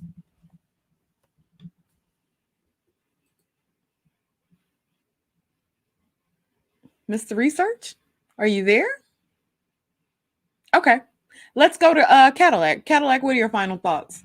My final thoughts are, yes, there is a significant bad bitch syndrome that's permeating the community. And, you know, as brothers and as men, we have to lean on ourselves. We have to form our own brotherhood. You know, success is all well and good. I'm very successful in my own right, but that still cannot overcome some mental health challenges that a lot of brothers have due to the past that they lived or the things that's occurred in their past. So, you know, we got to focus on ourselves. We got to do our own thing. We got to get our weight up in all aspects. But at the same time, we have to lean on our sisters about what we want from them and how they should act accordingly. That's all I got. Okay. Well, thank you so much, DJ Cadillac, for coming through. And DJ Cadillac, you got women in the chat asking, "Are you married?" I think they trying to get it sliding your DMs. No, I'm not married. I'm out here heavy in the game, okay. man. They got to have their weight up. They can Google me. I'm DJ Cadillac on all platforms, and you can see, you know what I'm saying? I talk this shit and I live. Okay, he said, don't come playing. You better have your weight up. You heard him. Baby, He's not talking actual weight, ladies. Okay, they don't be careful, brother. Hey, but I'm down here, man. man, so I already know how it goes. Concrete, I'm finna go. I can't say him. I really can't. Okay, Sean, what are your final thoughts? Yeah, as far as the whole bad bitch culture and whatnot, I think C Rose, you said earlier that you know, a woman looks at herself in the mirror and tells herself that she's a bad bitch for affirmation, and I get that. I think the problem comes in that when that same woman feels the need to tell every other person that she meets in the streets or outside, whatever, that she's a bad bitch, and that's when it kind of comes into question. Like, no, you're not, because what's understood doesn't need to be said. And and as far as like I said, what was that? I was just laughing at you saying, "No, you're not." Oh, but as far as what I was saying earlier, again, I'll stand by when it comes to dating, relationships, whatnot. Men and women don't play by the same rules. As far as a bad bitch, like I said, it means nothing if you got a lot of guys in your DMs hitting you up or whatnot. Where you win is when this doesn't even have to be in the context of celebrities, athletes. This can just be ordinary, everyday people. A bad bitch doesn't win until she gets a guy that the highest quality guy that she admires and she admires and respects, to get down one knee and commit to her. That's when a bad bitch wins in the end. And I stand on that. That's what I believe. So I'll just leave it at that. Okay. Thank you, Sean. Well, thank you, Sean, for coming through. Hopefully we'll see you back here Wednesday. Yeah, it'll be good. Thank you so much for coming through, though. Absolutely. You know it. See you Wednesday. All right. Thank you, Sean. Mr. Fantastic, what are your final thoughts? Well, first of all, you ladies, check your Cash App, please, and make sure you read my comment. Thank you. Yeah, man, the whole thing about this is, you know, attract the pretty. There's pretty privilege, and you know, every woman wants to be pretty. Whenever you're told the stories of all these things, whether it be Sleeping Beauty, Snow White, Cinderella, all these things, you know, the females are highly attractive, and you know, the way they get what they want is, you know, they're through a man. You know, that's how this thing works. And that's actual biology and anthropology. The most attractive females and all these things, they always, got the biggest guy, the best protection, they ate more often, all these different things. And the key to security for a woman is being quote unquote that bad bitch. But unfortunately, like you said, with us, man, it's hard for us to differentiate and separate reality from fantasy or entertainment. And it's just a lot of these people, man, especially these children. Shout out to DJ Khaled again. We look at the way the culture is going, the Gen Zs and everybody after them. Their life, everything with their life is through the internet. So if that's the persona of who and what the everyday woman is, well, I mean, it's no way for you to really stop that monster, and you're just gonna have a whole lot of females out here trying to attempt that. BBL, man. That's what they. I need Dr. Miami to start an IPO, goddamn, because I'm buying that early. Okay? I need Dr. Miami to go ahead and get on the stock market, because you better. The amount of these women, man, that are out here, paying this money and risking jail time with these PPP loans on these BBLs. And that's all I'm gonna say, man. Hey, I appreciate y'all as always, bro. Glad to see you, and we'll catch you next time, man. Holla. Thank you, All bro. right. And shout out to Fantastic for the Cash App. He says, for neck always washed and daily showers. I think we're all grateful and appreciative of that. Right. That boy is a fool. Mr. Research, what are your final thoughts? Thank you very much for having me up. Just holding men accountable. I know, like I said last time, sometimes we get too caught up into fetishizing, putting women down, or critiquing women. So while you guys was talking, I was silent for a while. I was out surveying different event spots. I'm going to hold the first Black and African medical conference here in the Bay Area. So I try to tell dudes, and I am going to speak on the topic, but I try to tell dudes, while you focused on women so much and complaining, you should be taking your disposable dollars and doing things. I told Mr. Fantastic on another channel, and you ladies will find this interesting. Tribal Indian men got together across 4 different states from Oregon to Oklahoma, and they created a child support system just for them. And they recently just passed a law in March because they bankrolled their own lobbyists. They didn't complain about women. They went and bankrolled their own lobbyists, and they now have it to where the USA cannot address their tribal men about child support in no way, shape, or form. It has to go through the tribal thing. So Black men do too much complaining as relates to the title. Too many dudes have created the bad chick that they complain about.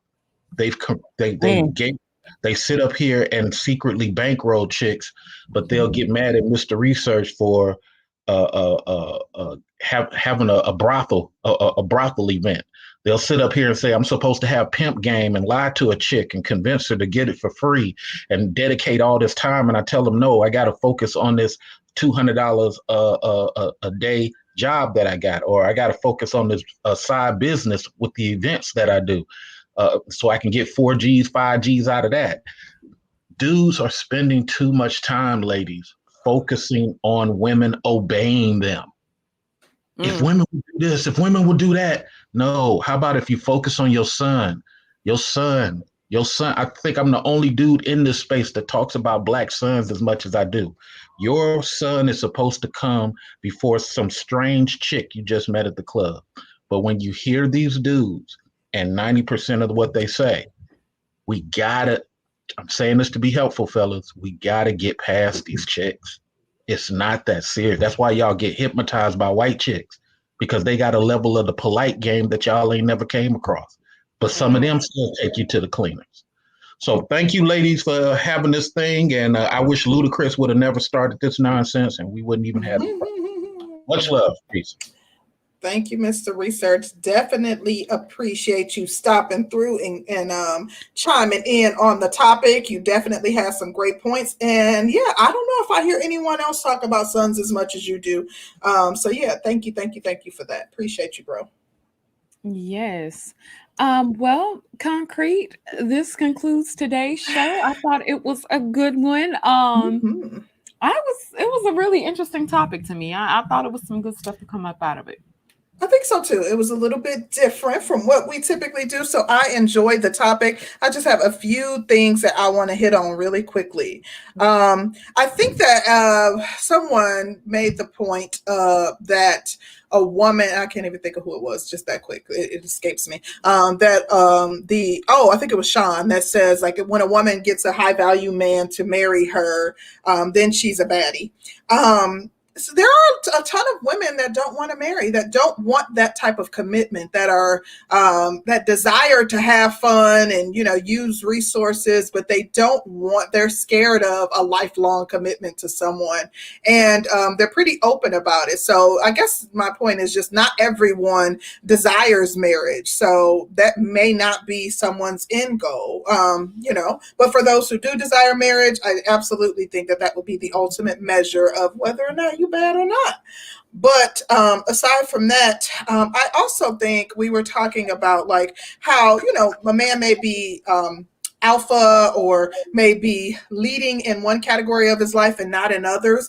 For me, I think I don't tell men what makes a man, but I think that a good measure of manhood and extreme masculinity is self-discipline. I know that Dennis was saying like if you put a bunch of bad chicks in front of a man, I think a man who is not swayed by a good-looking woman, a man who knows he can get sex whenever he wants it, so he's not thirsty for women, and he's extremely disciplined, that you could put a woman laying on his bed absolutely naked and he'd walk past her, that it just ain't what he owned. I think that is not only just a very masculine thing, it's very, very attractive. Aside from that, the other thing that I wanted to highlight is that I think Fantastic was saying that most the women who are the most attractive garner the most benefits from men. I see more average looking women married than most of the extremely attractive women that you see that are regular everyday women. Like